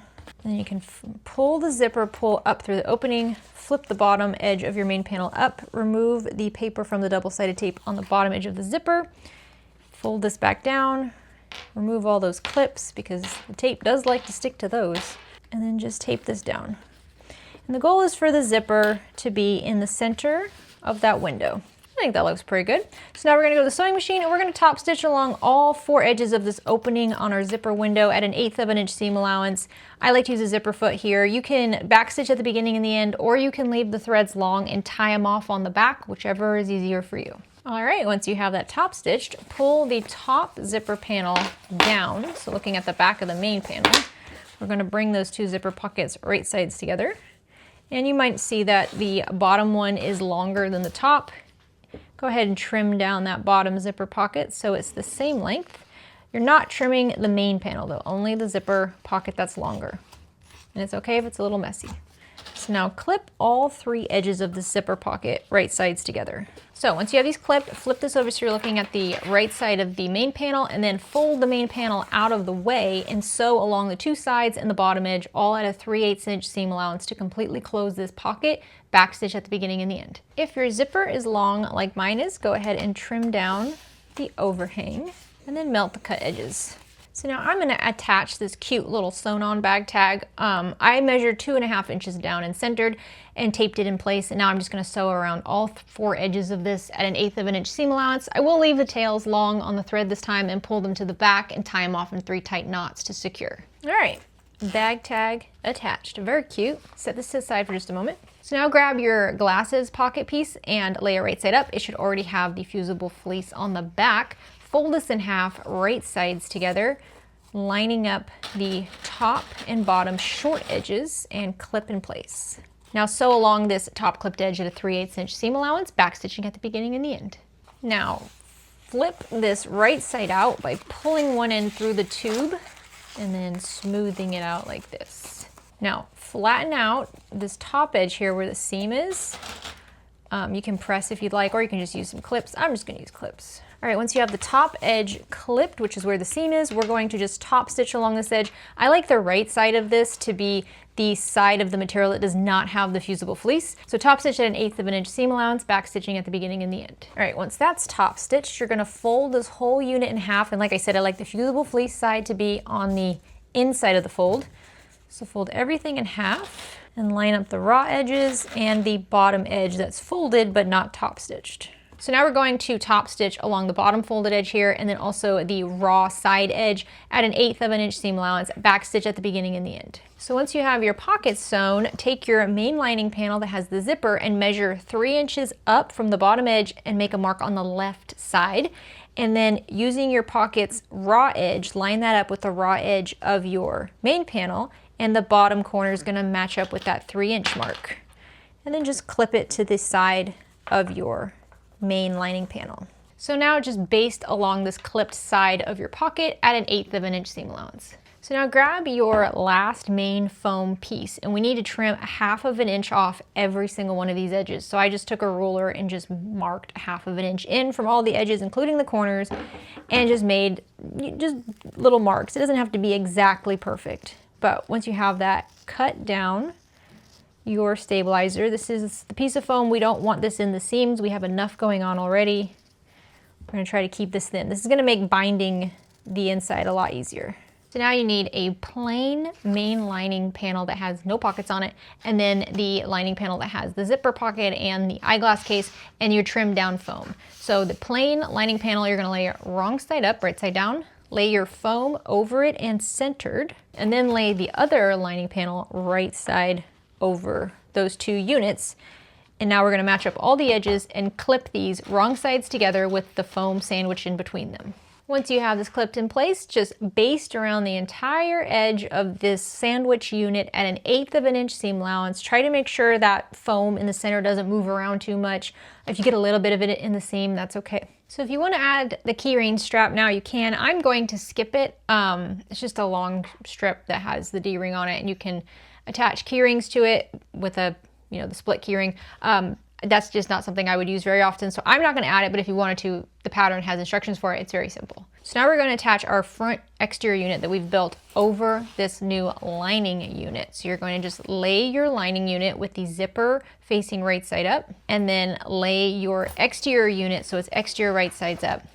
And we're going to attach these together, matching up the midpoints on the bottom and the top first. You might have to kind of flip out that gusset a bit so you can access the edge. And then you have two marks on the side of your main lining panel. One is for the main gusset, which we're gonna do later. The bottom one is for the front gusset, which is what we're doing now. So this gusset seam here is going to match up with the lower mark. So clip those there. Do the same thing on the other edge. And then just clip around the entire edge and the corners. All right, once you have it clipped in place, we're going to baste around the entire edge at a 1/4 inch seam allowance. I don't feel like I need to do anything to the gusset at all. It doesn't have any problem going around these corners. So just use your zipper foot again and baste on 1/4 inch seam allowance, backstitch at the beginning and the end. You know, as this comes together more, like it definitely has a very like chic, classic feminine look to it, but it also has a really masculine look to it, doesn't it? Like there's nothing really about this that screams like a woman's backpack, which is so cool. Let's open this up. I just want to look at this pocket. Peekaboo. Oh, look how cool that is. Isn't that so neat? And then we look at this one. You just got to take a moment to admire your work. Yes, this looks so good, doesn't it? Oh my goodness, so good. Okay, you can set this to the side for now. So now let's work on the handle. So take your handle, and on the wrong side, we're gonna mark a midpoint line that runs between the two long edges. Now fold these long edges of the handle back, wrong sides together to meet that midpoint line. I'm not gonna use double-sided tape. I don't think it'd do a lot of good with my foam and my nylon combo, but if you're using a lighter weight material, double-sided tape could be helpful for this. I will use it on the back of the webbing though. So just make sure both of these long edges are meeting up with one another on the back here. Now take your webbing, and on the back side of your webbing for the handle, add a piece of 1/4 inch wide double-sided tape, and then remove the paper from that. And we're going to place this webbing right over the raw edges that are meeting together on the back. So you might have to kind of push them together for a moment and then tape it down and clip these sides down. Just do your best to get this centered over those raw edges. All right, once you have this in place, we're gonna top stitch along the two long edges of the webbing at 1/8 of an inch seam allowance. So now lay your main top zip gusset right side up and mark the midpoints on the two short edges. And then lay your handle with the webbing right side up and match up the midpoint on the handle with that midpoint mark on one edge. So I'm starting with the left edge. Let's go ahead and baste this edge in place at 1/8 of an inch seam allowance. Once you have one side done, pull up your handle, so it should now be like a little hill, and bring the other edge of the handle to the midpoint of the other short edge of this top main gusset zip piece, and baste this edge down as well. So you see it is raised up. It's like a hill. So now grab one of your main side zip gussets, and we're going to lay it right side down, right sides together with one of the short edges of your main top zip gusset. So just clip these right sides together, and then sew along this edge at a 3/8 inch seam allowance, back stitching at the beginning and the end. Once that's sewn, press that side gusset away from the top handle piece, and then we're going to top stitch right along the seam on the side gusset portion at 1/8 of an inch seam allowance, back stitching at the beginning and the end. So that's how you attach one side. You're going to repeat those last couple steps to attach the other main side gusset to that top panel, doing those exact same two steps. Do you see it coming together? Isn't that sweet? So now this next step is optional, but it does make the bag look pretty fancy, so I'm gonna do it. We're gonna do the main zip cover. So on this long piece of material, we're gonna fold it back, wrong sides together, long sides together, and press if you can with an iron, or use clips to hold these raw edges together. Now lay this zipper cover right side down and right sides together with your full top of your main gusset, I guess that's what we're calling it. And align the long edges together. So the raw edges are all matching up with one another. And just clip to the long edge of your top main gusset. Once you have that clipped, you can take it to the sewing machine, and we're just gonna baste along that long edge at 1/8 of an inch seam allowance. So now take your zipper, which is your long zipper, the last one that we should have, and you're gonna lay it right side down, and you're gonna lay it along the same edge as that zipper cover. So if you're doing the zipper cover, that's the edge. Otherwise, whichever side you want. And we're going to clip these right sides together. And now we can take this to the sewing machine and we're going to baste along this clipped edge at a 1/4 inch seam allowance. Once you have that basted, grab your main lining zip gusset and lay it right side down, laying it along the same edge where you basted your zipper, and clip along this edge. So now we're going to sew along this clipped edge at a 3/8 inch seam allowance. If you're using the zipper cover like I am, I would suggest doing like a scant 3/8 inch seam allowance, so just under it, but bigger than a 1/4 inch, because it does get kind of tight with those zipper pulls. So just be careful about making it too tight, because that cover can make it hard to close the zippers in the end. Backstitch at the beginning and the end. Once you have it sewn, you can press your exterior and your lining away from the zipper tape. And I suggest clipping the raw edges together, wrong sides together. Okay, so really do your best to pull the zipper and the zipper cover away from the gusset and flatten out that seam as best you can. You really want that to be flat. It's not going to be good if it's all bubbly. And now we're going to go to the sewing machine and we can top stitch along the edge of the seam right next to the zipper and zipper cover at an 1/8 inch seam allowance. You can also baste along the short edges and the long edges. You can baste this at a 1/4 inch seam allowance. I just use the same top stitching length for everything. Start and stop on one of the raw edges and just work your way around. All right, so now we need to attach the main front zip gusset, which is going to go on the other edge of our zipper. I have not installed my zipper pulls yet. I'm going to do that in the very end. Don't let me forget. So I added a piece of 1/8 inch wide double-sided tape along the long edge on the right side of one of my lining panels for the main front zip gusset. And then just carefully take the paper off of this and then pull your zipper cover up and out of the way so you can see what you're doing here. And we're going to lay our zipper right side up and make sure you match up the short edges on the left and right with the edges that are on the panel you've already attached to your zipper, and just tape this zipper edge down. So once you have the lining taped in place, then grab the exterior and lay that right side down, moving that zipper cover out of the way and aligning it with the corners and the edge of the lining panel, and the zipper is sandwiched in between. Zipper is right sides together with the exterior. Once you have this clipped in place, we're going to sew along this clipped edge at a 3/8 inch seam allowance, back stitching at the beginning and the end. So now pull both of those panels wrong sides together and clip along the raw edges, and then press really well along the seam that's right by those zipper teeth. Make sure you pull it away from the zipper teeth. You don't want the seam to be too close, or else you're going to have a hard time closing your zipper. So we're going to take this to the sewing machine now, and we're going to top stitch along the seam by the zipper teeth at an 1/8 inch seam allowance, and then go ahead and baste around the 3 other raw edges. I'm going to do it at about an 1/8 inch seam allowance, but you could do it at a 1/4 inch. All right, moment of truth. Let's see if our zipper pulls are going to fit on this, because it is a very tight zipper. Okay, yeah, it is tight, but it fits. Good, good, good. So make sure you attach both of your zipper pulls now. Perfect. And you see how that cover just kind of hides the zipper tape, and then you just have the, isn't that cool how they just like hang out like 2 little coins? That's beautiful, isn't it? All right, you can trim down the edge of your zipper tape if you have any overhang like I do. Let's just clean it up a bit. Now we're going to attach the hanger for our bag, and that's going to be on the edge that does not have the zipper. And you're going to just slide it underneath your handle, I guess, and you want the space between each edge of the webbing to be about 1/2 inch apart. I'm honestly just eyeballing it. You can get it pretty close together. You'll be okay. Just make sure that the webbing is straight. I know it's hard to see because of the handle in the way.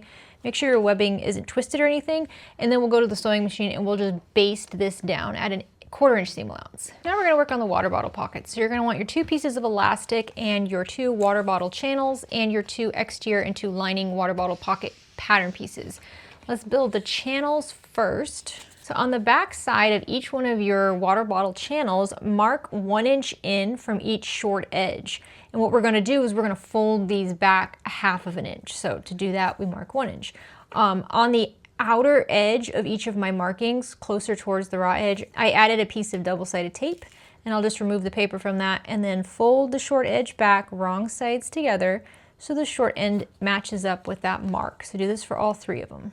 So now take this to the sewing machine and just top stitch each one of these 4 folded edges at 1/8 of an inch seam allowance. Once you have the sides top stitched, you can then fold this so that the long edges come and meet wrong sides together and clip along that long edge on each one of these. And once you have these clipped, we're going to baste along each one of these long edges at 1/8 of an inch seam allowance. Now let's build the actual pockets. So grab your 2 lining pocket pieces, your 2 exterior or accent pocket pieces, and on the wrong side of the lining, you're going to measure 2.5 inches up and draw a horizontal line, and then you're going to measure 2 1/4 inch in from each side and draw a vertical line to create our little boxed corners here. So take one of your exterior panels or accent panels and lay it right side up. So make sure you have the midpoints marked on the top edge of your accent panels. And what we're going to do is we're going to lay an accent exterior panel right side up, make a midpoint mark along the raw edge of your channel as well, and you're going to lay this over your accent panel, matching up the midpoints. The raw edge should match up with the raw edge of your panel. And then you're going to grab one of your lining panels that has the boxes marked on the bottom, and you're going to lay that over the unit, and you're going to include it in the clips along the top edge, sandwiching that channel between the exterior and the lining.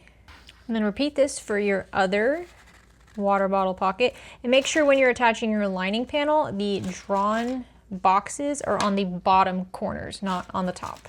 So now take these to the sewing machine, and we're going to sew along each one of these clipped edges at a 3/8 inch seam allowance, back stitching at the beginning and the end each time. Make sure your elastic channel doesn't shift while you're sewing it between these 2 panels.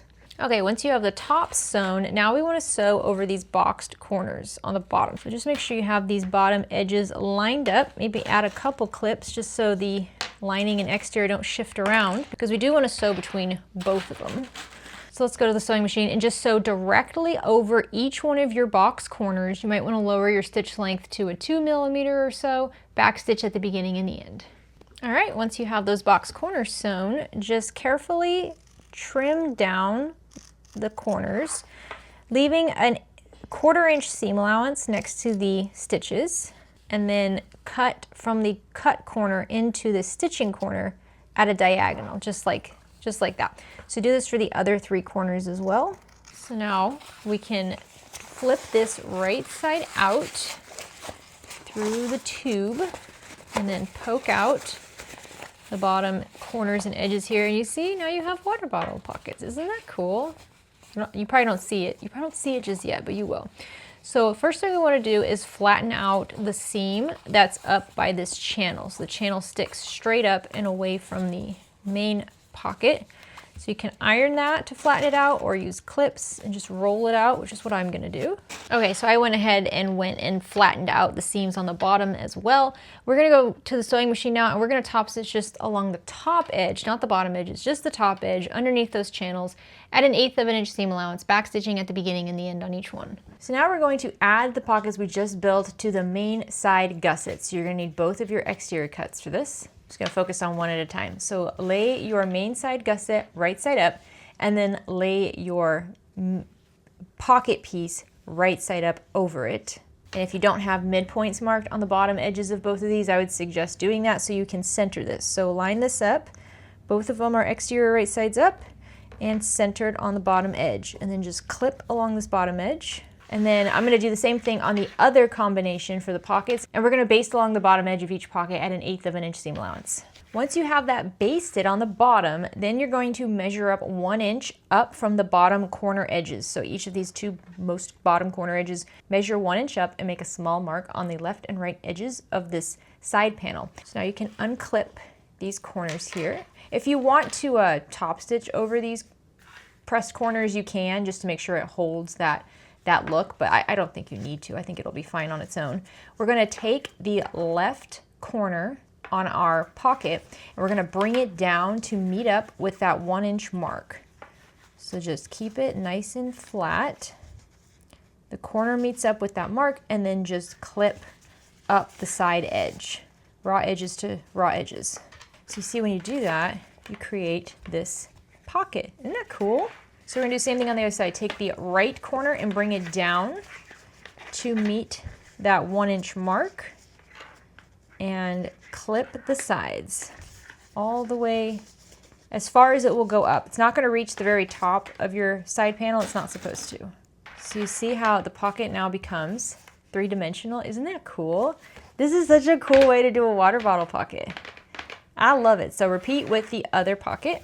Okay, so once you have both of the edges clipped, we're going to go to the sewing machine and we're going to baste along each side that's clipped at 1/8 of an inch seam allowance to hold this structure in shape. So now we're going to need the main base gusset, and you're going to lay the main base gusset right side up. And then we're going to take one of our water bottle pockets and we're going to lay it right side down with the bottom edge aligning with the short edge on the main gusset panel, and clip these right sides together. Now we're going to sew along the short clipped edge at a 3/8 inch seam allowance, back stitching at the beginning and the end. So now push these both right side up and push the seam that you just created under the main base gusset, so the non-pocket piece. And once you have that down there, go ahead and top stitch along the base gusset side at 1/8 of an inch seam allowance, back stitching at the beginning and the end. Okay, so you see how you have your base gusset now. In the end, the base gusset will be on the bottom and the pocket will be on the side, and the opening for the pocket is on the top. So repeat those steps exactly with your other pocket and the other side of your base gusset. Just make sure you're only sewing the bottom edge of the pocket to the side of the gusset, and I'll meet you back here when we're done. So once you have both of these attached, you can unsmush them a bit. Isn't that cool? And then here's how it's gonna go. Your little water bottle pocket. So clever, isn't it? I love these. These are so smart. Okay, so now we're gonna make a sandwich with the 3 pieces. The base gusset you just completed, the top gusset that has the zipper and the handle, and then your main lining base gusset. We'll do the elastics in just a moment. So you can take your base gusset and lay it right side up, and then take your top zipper gusset and lay exterior right side down. Fold down the little elastic holder that's on the pocket, and you're just gonna have to kind of smush these 2 pieces together, lining up the short edges, and clip these exteriors right sides together. So with the lining side of the zipper gusset facing up, take your main lining base gusset and lay it right side down, so it's lining right sides together, and just add this to the clips so you have three pieces all sandwiched together, short edges clipped together. So now we're going to sew along the short clipped edge at a 3/8 inch seam allowance, back stitching at the beginning and the end. So now I'm going to do the other side as well before I top stitch things, just so I can do it all in one go. So I'm going to pull all these up, so I'm looking at my base gusset, tuck in that elastic holder on the water bottle pocket and smush down that pocket. Take the exterior of the top zipper gusset and lay it right sides together with the exterior of the base gusset, and match up these short edges and clip them together. And then pull over the lining base gusset and lay that right sides together with the lining side of the top zipper gusset, and add it to these clips on the short edge. And then sew along the short edge at a 3/8 inch seam allowance, back stitching at the beginning and the end. All right, once you have it sewn, flip it right side out and just take a look and make sure your zipper cover didn't get twisted or anything. Everything is nice and neat. And we're gonna flip those base gussets wrong sides together. Now I have the midpoint marked on the exterior and the lining sides of the base gusset, which will make it easier for me to line everything up. If you don't already have it marked, you can do it now, just mark those. And I'm going to bring, this is hard to show, I'm gonna bring the lining and the exterior wrong sides together and clip them at their midpoint marks first. And then I'll just straighten out the edge by pulling on it. So once you have both long edges of your base, exterior, and lining panels clipped wrong sides together, we're going to baste along each one of them at 1/8 of an inch seam allowance. Also top stitch on the base panel side of the seam between the base panel and the top zipper panel, also at 1/8 of an inch seam allowance. Just go around the entire unit in one go. Use a zipper foot if you feel it's necessary. Backstitch at the beginning and the end. And there you go. Your main gusset is built. It's got a lot going on, isn't it cool? So now we need to thread the elastics into the water bottle channels. So you might find it easier to kind of push it down a little bit and then pinch your elastic. If you really have a hard time with this, put a safety pin on the end of your elastic and use that to help you thread it through. But I find just kind of pushing it and then using my turning wand helps get in there. It doesn't have a very far distance to go. Okay, once you get it in there, just make sure you have about the same amount on both ends. It does fray a little bit. You can cut it down and melt it with your lighter if you'd like, which I would like to because I don't like when things fray. And then you can just pull the end of the elastic to the side, and you can just have it cover that seam between the top and bottom panels and clip it along the edge. Do this on both sides. And I'm just gonna go ahead and insert the other elastic so I can take them both to the machine at the same time and sew them in. So now we can go to the sewing machine and just baste down the 2 short edges of your elastic into the side of your gusset at 1/8 of an inch seam allowance. Okay, so make sure you have your midpoints marked on the top and bottom on both sides of your gusset. So you might wanna just grab them if you do have them marked and make sure that nothing's shifted. All right, perfect. Your pockets should line up with one another. Now we need to attach this big gusset to our bag. It's all coming together. So lay your bag that you've made so far right side up, and then we're gonna take our gusset and we're gonna lay it right side down. And we want the edge that is closest to the zipper to go against the bag. So the handle and the little ring right here, this is gonna go towards the back panel. So this edge here that has the zipper tape closest to it is what we're going to place right sides together with our front of our bag. So flip out your gusset so it's lining side out, and then match up the midpoints on the tops and clip together. Make sure the zipper is on the top of the bag. The zipper does not go along the bottom of the bag. And then find your midpoints on the bottom. And for the bottom with the main part of the bag, you really gotta push up all this stuff because you have a lot here. So you gotta be able to smush your bag around. I know it's a really cool shape, but you can't leave it perfectly shaped. It's time to smush it. And then clip these together.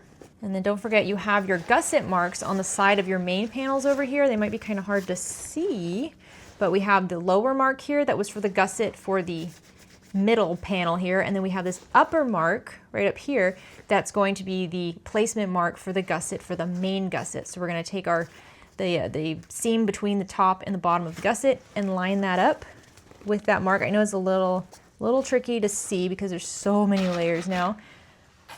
I'm actually gonna switch out my clips to my plastic clips because we do have a lot of layers. This is gonna be easier to use bigger clips.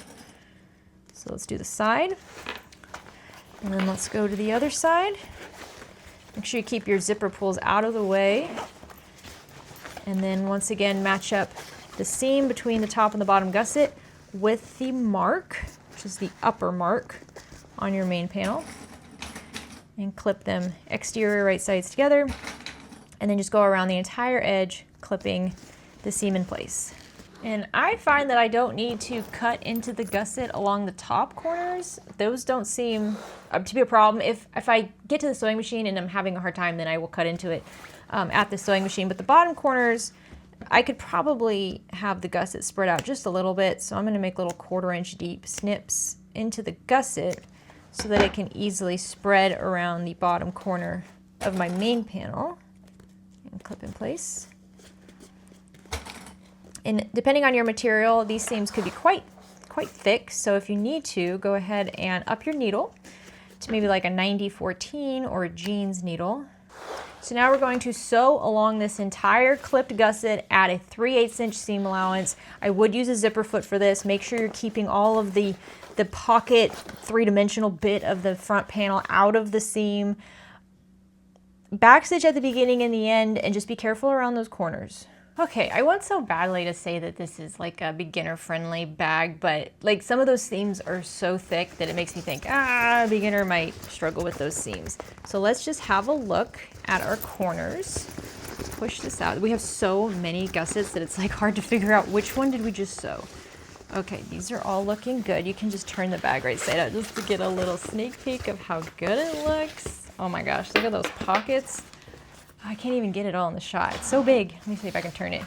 Doesn't that look so cool? Isn't this a great gender neutral option? I mean, this is really cool, guys. This is, look at the inside. This is so cool. So you can attach your binding now. The pattern does suggest attaching it later. However, later you're gonna have a much bigger bag to work with, and like you already dealt with those thick seams right now. I'm just gonna attach the binding now because why not? It's the same amount of work no matter what. So once again, I'm gonna use my plastic clips because I do find that especially with thick seams, these small metal ones they have a hard time on it, and as you put it over the binding, they kind of start to pull away, and then they pull the binding away too. And then when you go to sew it, you end up stitching on the binding, but the binding's not attached to the seam. So we're gonna go around. I'm just gonna attach the binding first with the clips. And if I have any areas where it's not quite covering the stitching enough because the seam is so thick, I'll trim those down. So we'll just do this piece by piece. I like to start on the bottom.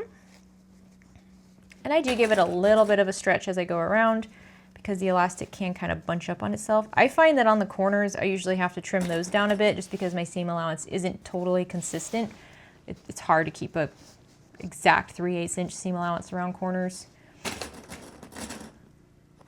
So if you look at this and you're like, oh, my stitching is showing right here, just give it, cut off like 1/8 of an inch, no more than that. Just do 1/8 of an inch and then add the binding again and see if it covers the stitching. And if it doesn't, then shave down just a tiny bit more. Try not to cut the seam allowance in half because then your binding, it will get confusing when it's time to stitch this down. And I always like to look at the back of the main panel when I'm putting the binding on because I won't see this when I'm sewing. So I like to make sure right now when I'm attaching it, I know the binding is covering the stitching on this panel. So when I sew it, I don't have to worry about it. All right, once we get back to where we started, just have it overhang by about 1/2 of an inch or so, and then rewrap it. I don't fold over the ends or anything. I've never needed to, so here we go. So now let's flip this over and look at the gusset side. And I do have a couple areas, so you see over here, like the stitching is showing on this side. That's because the seam is really thick, because that's where that pocket is, the water bottle pocket. So what we can do is we can kind of just remove these clips here, pull the binding down, and I'm just going to shave off, I mean, maybe even less than 1/8 of an inch. If you cut too much, then when you go to sew your binding on, you might end up sewing deeper than the original stitching, which we don't want. We want to keep the original stitching as the predominant stitching for the bag. When we top stitch this on, we want to top stitch it a little bit away from that stitching so that we don't change the shape. I'm just going to rewrap this. And sometimes I'll use double-sided tape to help with the elastic binding, especially on really thick seams. So maybe I'd put double-sided tape on the back side of the front panel here, just to make sure that it doesn't shift around on me when I'm sewing it in place. Okay, this section right here is very thick, so I'm going to shave this seam down just a tiny bit. Just make sure you don't cut your binding.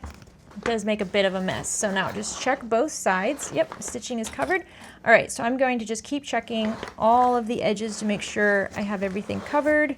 So once you're happy with the binding, take this back to the sewing machine, sew it with the gusset lining side up, and we're going to just top stitch around the entire edge at a 1/4 inch seam allowance. Back stitch at the beginning and the end. Use a zipper foot. Take your time. It is going to be thick, but it's the last time you have to sew this seam.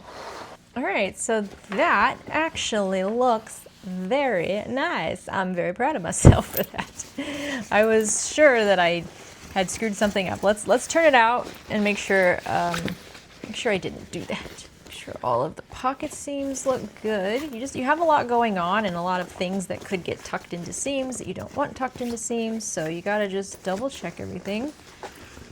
The nice thing about this material is that if you do have a little pinch here or there, the material itself has like a pinched, scrunched look, so it's not a big deal. Oh yeah, this is a very cool backpack. Look at this. You gotta turn to the side. Look how cool that looks. And here's the inside. All right, set this to the side. We gotta work on the back panel now. So now we're going to work on the large slip pocket, and this can be like a tablet or a laptop pocket.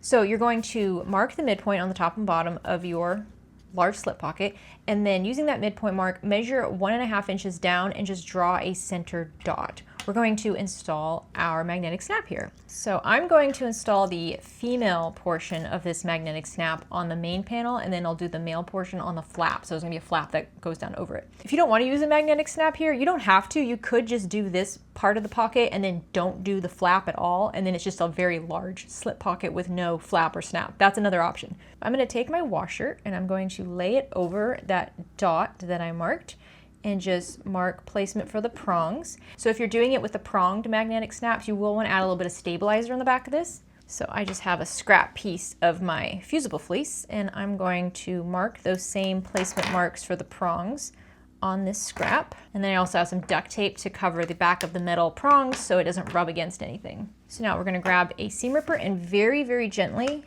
cut the tiniest little slits in our lining material. And then also cut those in your stabilizer cut. If you don't have stabilizer, you could just use another piece of material like a scrap of vinyl or something. That works just as well. And then we're going to insert the female part of the snap on the right side of the lining panel. Flip this over. I have a sticky backing, so I'm going to remove the paper and then add the stabilizer over the prongs and then add a washer over that. And I'm going to pull these prongs away from one another. I just find that a little bit easier. I'm all out of my cool duct tape. I have to use just regular white duct tape. Is this masking tape? Yeah, this is masking tape. That's fine. So I'm gonna add this over the back of my prong to protect the material. There we go. So then take your other large slip panel and lay it right side down so it's right sides together with the one that has the snap. And then we're going to clip the top long edge. So just the top edge only. And now we're going to sew along this clipped edge at a 3/8 inch seam allowance, back stitching at the beginning and the end. So now press these two lining panels wrong sides together, getting the top seam really flat. And you can press this with an iron or you can just use clips, which is what I'm going to do. So now once you have this flattened out, we're going to top stitch along the top edge that has the seam only. I have clips along the sides and the bottom, but that's just to keep it flat and in place. You could baste the other 3 raw edges and top stitch the top if you want, but we will be trimming this down later. So whatever's easiest for you, honestly. I mean, it would help actually. I'm gonna baste around everything and I'm gonna top stitch along the top edge at an 1/8 of an inch seam allowance. So now grab your remaining main lining pocket and lay it right side up. And then take your large slip pocket, lay it right side up and match it up midpoint to midpoint along the bottom edge. And then clip in place along the bottom edge as much as you can before you get to the curved corners. And then the nice thing about this checkered print is I can make sure it's straight on the top and then give it a clip on the top as well. And then we're gonna flip this over so we're looking at the wrong side and we're gonna take this to the sewing machine and we're gonna baste along the sides and the bottom of the main panel so that we're basting it to the edge with the slip pocket. So the slip pocket's too wide, obviously. So just go around the entire edge of your main panel, basting at an 1/8 of an inch seam allowance.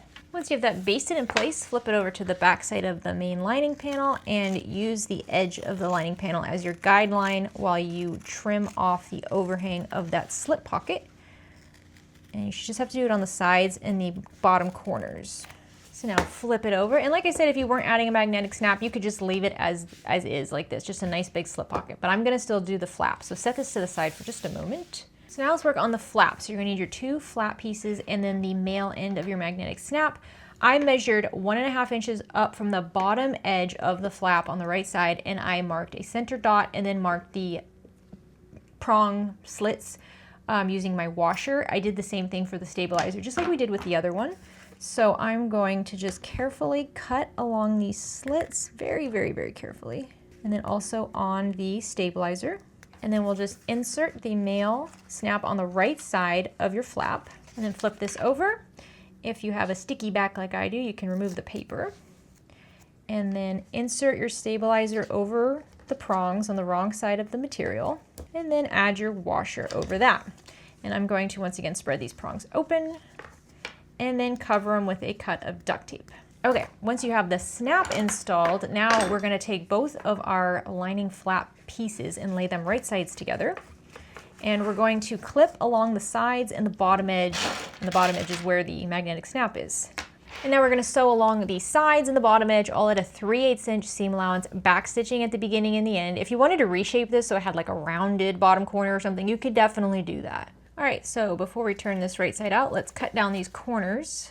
You could cut the entire seam allowance in half if you'd like, but I'm just gonna do the corners. And when I do the 45-degree angles on the bottom corners here, I also do like little triangles that are like more slanted around it. I just feel like it helps.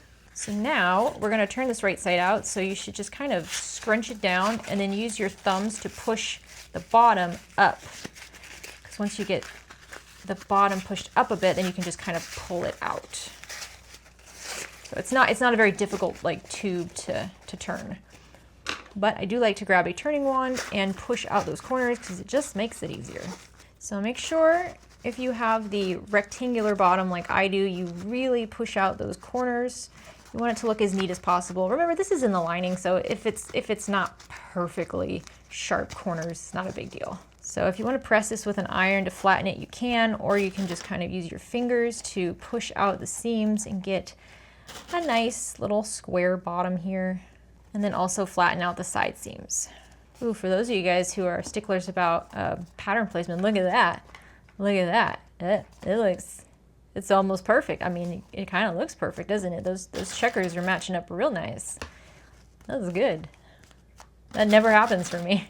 All right, once you have it all flattened out, we can take this to the sewing machine and we can top stitch around all the edges, even the raw edges, at 1/8 of an inch seam allowance. When this flap is laying down, it's going to be magnet side down. So if you have a thread color that you want to be more prominent, you're going to top stitch this with the magnet facing down, which can be a little tricky on your sewing machine. If you need to, you can put a piece of duct tape over the magnet and you don't have to worry about it sticking to any of your metal bits on the sewing machine. So now grab your lining panel that has the slip pocket attached, and we're going to lay the flap right side down, magnet side down, and line up the midpoint on the top raw edge of the flap with the top edge of your lining panel, and just clip that in place, and then you should see that your magnet attaches in the proper center. It should have a little bit of a bump, so that way if it's full, it'll be like this.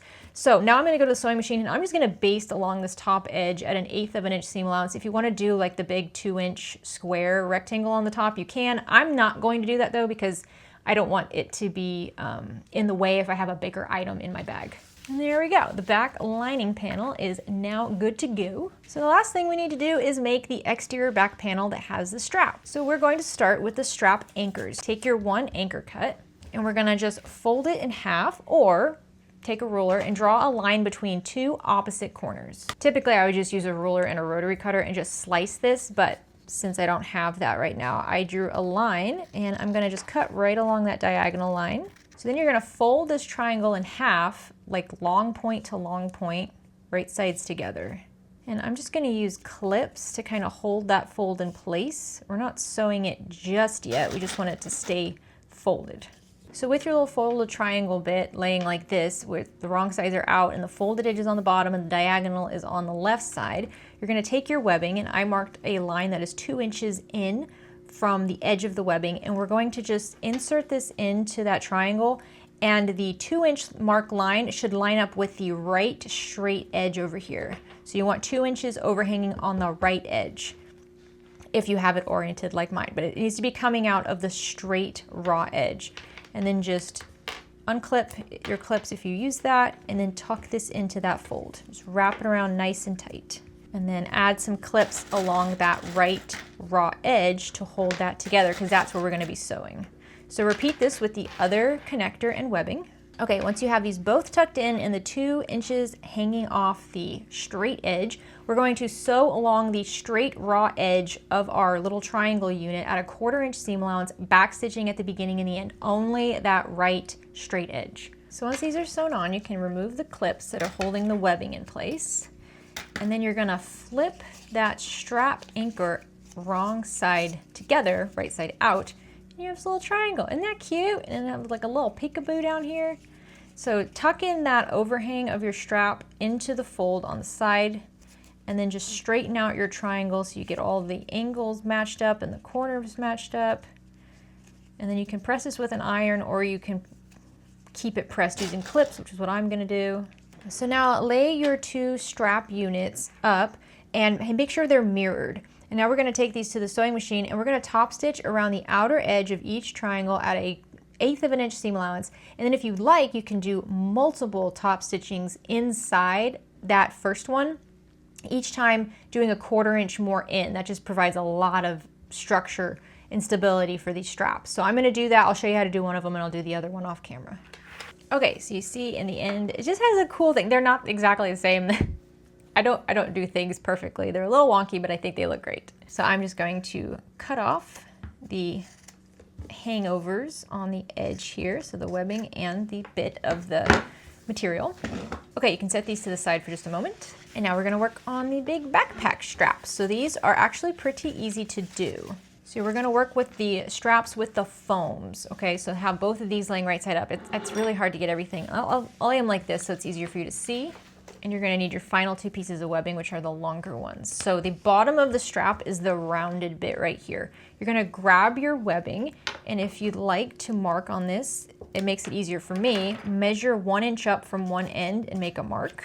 And then take that webbing and lay it so that the majority of the webbing is laying on top of the strap and the end is hanging over 1 inch and centered on this bottom edge. So the bottom like straight bit, if you can see it, it's about 1 inch wide.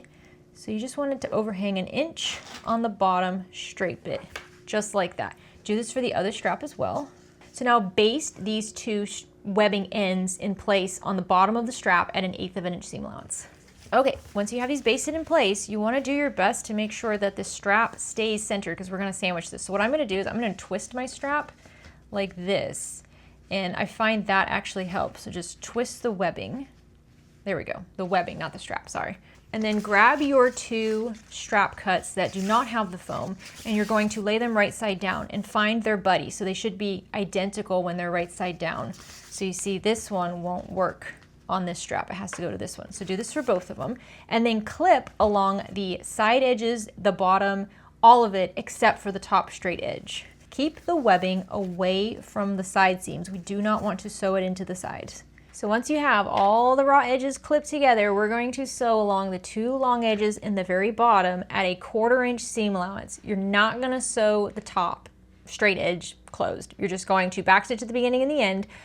Make sure you do not sew over the webbing. I think that's the hardest part of this, is just making sure the webbing does not get into those stitches. Do another extra row of stitching over the webbing on the very bottom to just reinforce it. Take your time here. Okay, once these are sewn, I'm going to cut little snips into the seam allowance, just about halfway through, pretty much around the entire thing. I mean, just here and there, so it can fold better. And be nice and smooth. These bigger ones you don't really need. It's really more the like sharper corners and curves. You want to cut into the seam allowance just so it turns out correctly. Okay, now we need to turn this right side out. So it's easier if you just kind of pull on the webbing. But what you want to do is you want to get the end tucked in, and then you can just kind of like feed it through like a sausage wrapping or something. You just push it in there, and once you get it started, you can pull on the webbing and just pull down the straps. This is why you want to have a lot of reinforcement on the end of that webbing so that you didn't rip it out when you were doing this. There we go. Now we have it turned out. Once you have it turned out, you're going to want to flatten out these seams as best you can.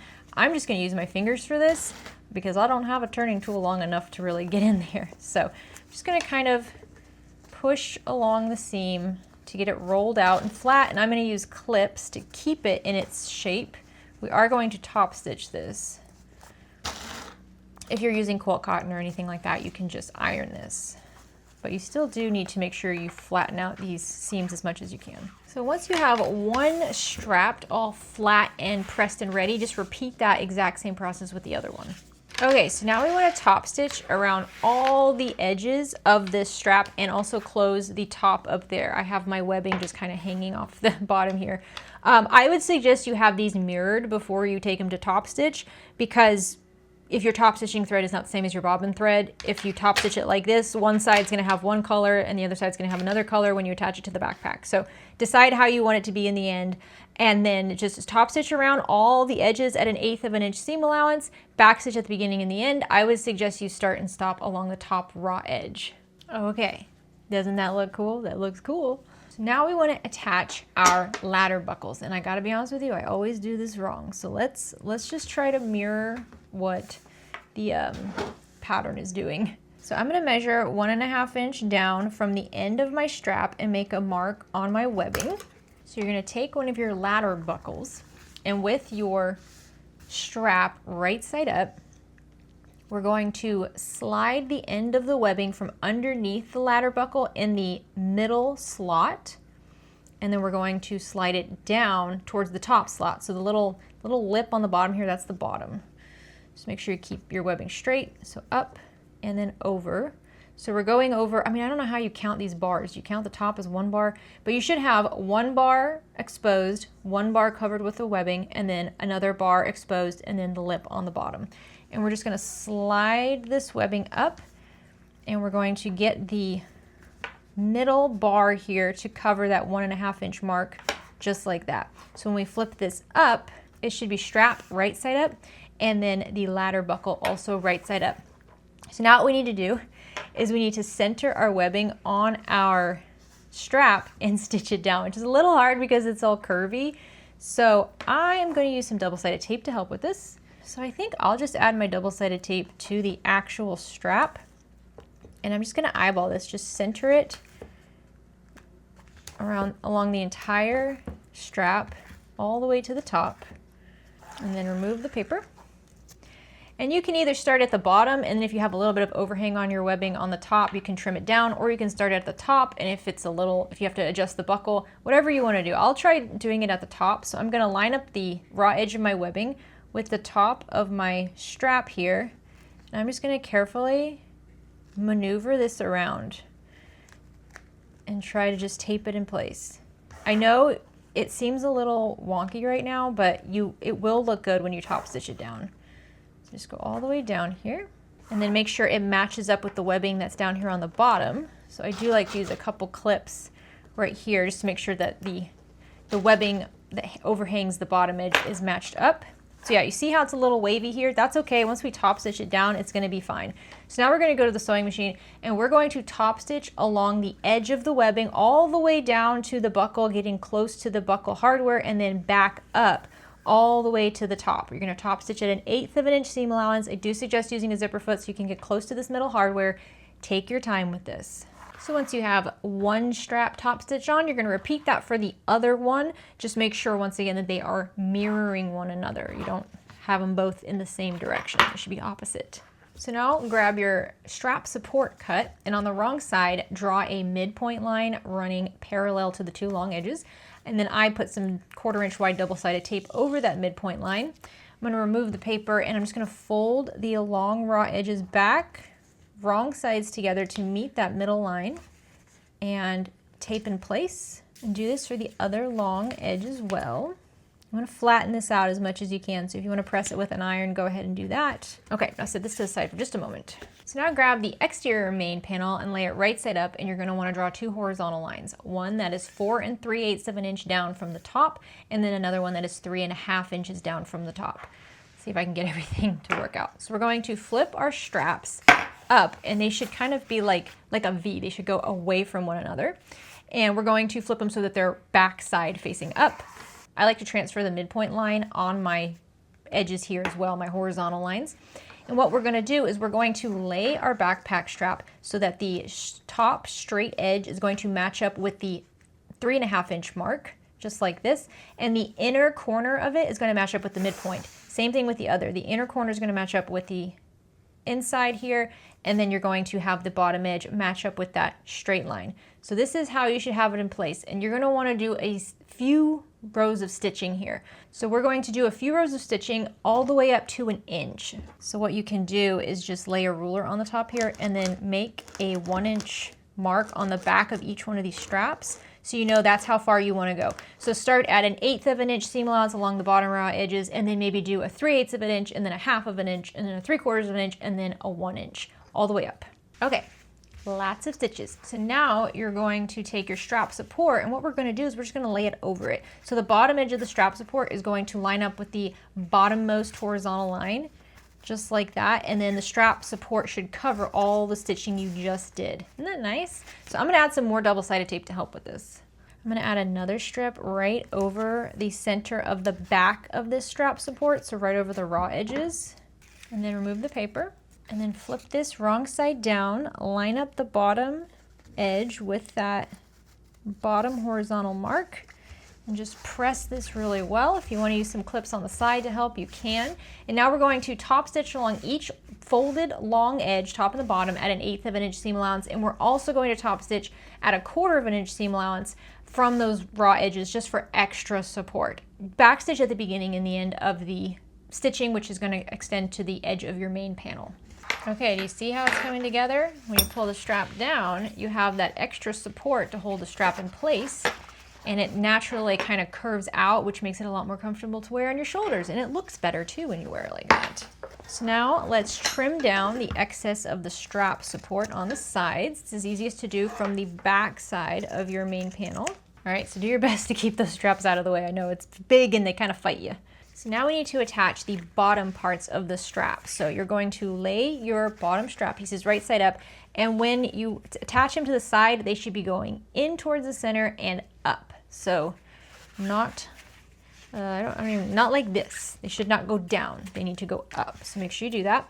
And then measure 1 1/4 inch up from the bottom edge of your main panel, and the bottom corner is going to match up with that mark down there. I find it's like right on the curve, so I have it extend just a little bit. And then do the same thing on the other side. So now take this to the sewing machine and baste along the 2 raw edges of your triangle units at 1/8 inch seam allowance to hold it to the exterior main panel. So now to finish up the back panel, we want to attach the lining and the exterior wrong sides together. So go ahead and lay your lining panel that has that big slip pocket wrong side up, and then lay your exterior panel right side up, so they're wrong sides together, and then match up all the edges and corners and clip them wrong sides together. All right, so keeping your straps out of the way and out of the edges, take this to the sewing machine and baste around the entire edge at 1/8 inch seam allowance, holding the exterior and the lining panels wrong sides together.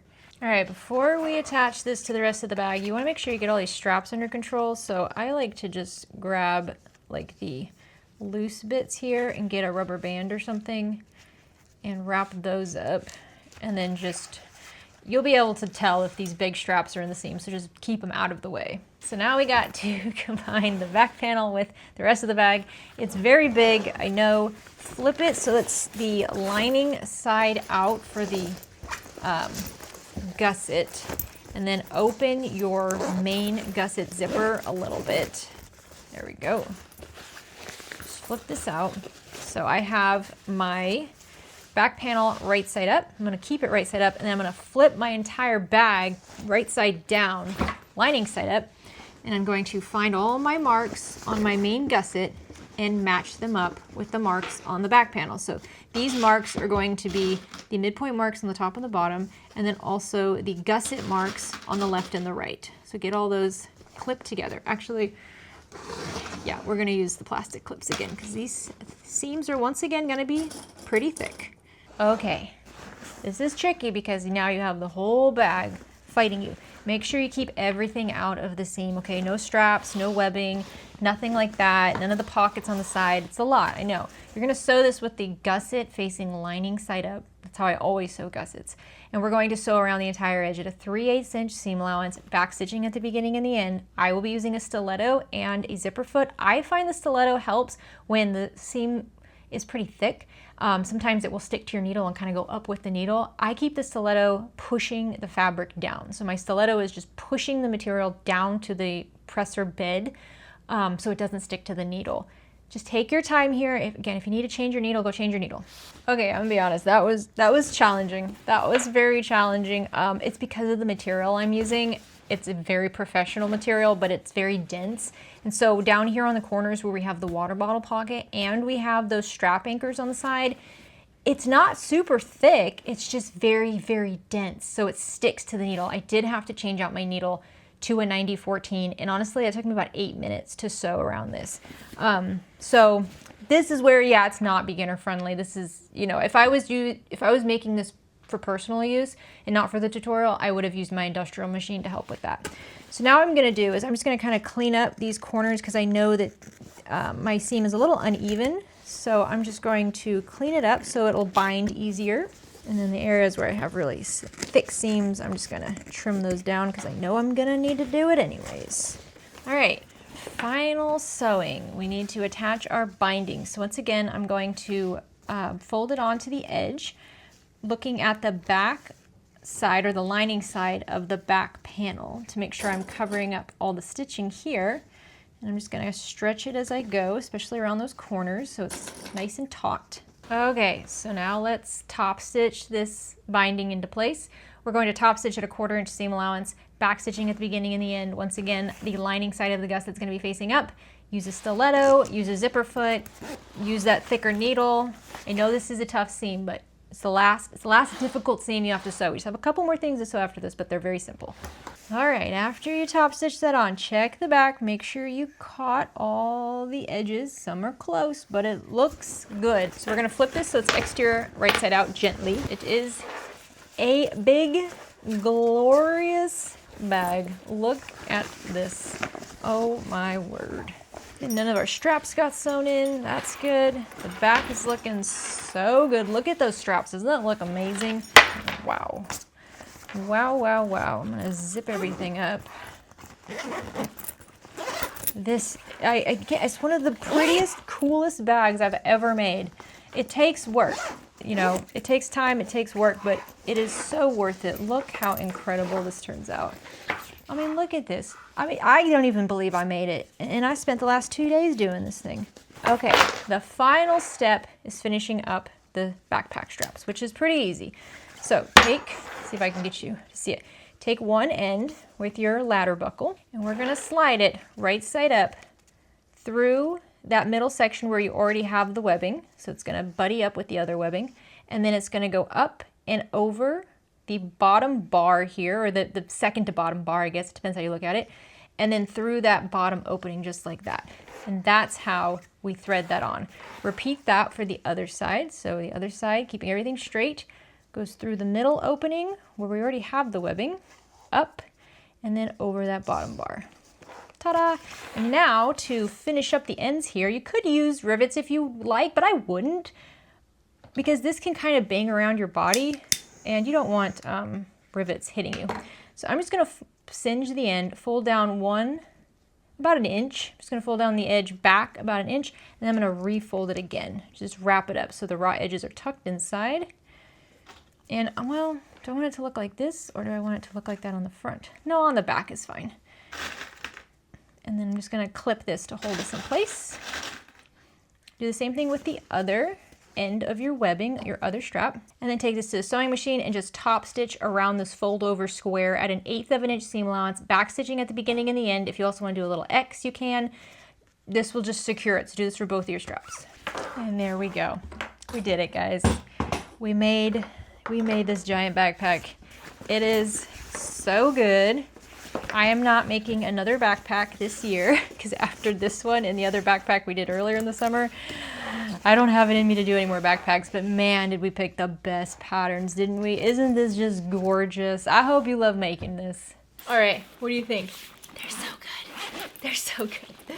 This backpack, oh, it kills me. I love it. And so if you got the neutral and you're like, oh, you know, I wish it was a little bit more funky than just a solid color, you can mix and match the lining. You can put the lining on the outside. So if you wanted to, you could do like the lining on this front pocket here, maybe do it on the side water bottle pockets, and you can see like I did it on the handle up top. You can have some fun with this. You can add some pops of color here and there if you have your own material, but the neutral really is just so... It's classic and it's classy. You know, it is great for anybody. You wear this anywhere, someone's gonna ask you, where did you get that? I want it. And unfortunately, you're going to be like, well, you know, I made it. I hope that you enjoyed sewing this with me today. Don't forget, if you haven't already checked out the Bag Maker's Companion, it is available for pre-order at the moment. I will have a link down below of where you can find the book. I hope you're having a great day. Have a fantastic rest of your week. Get out there and make something. Bye, guys.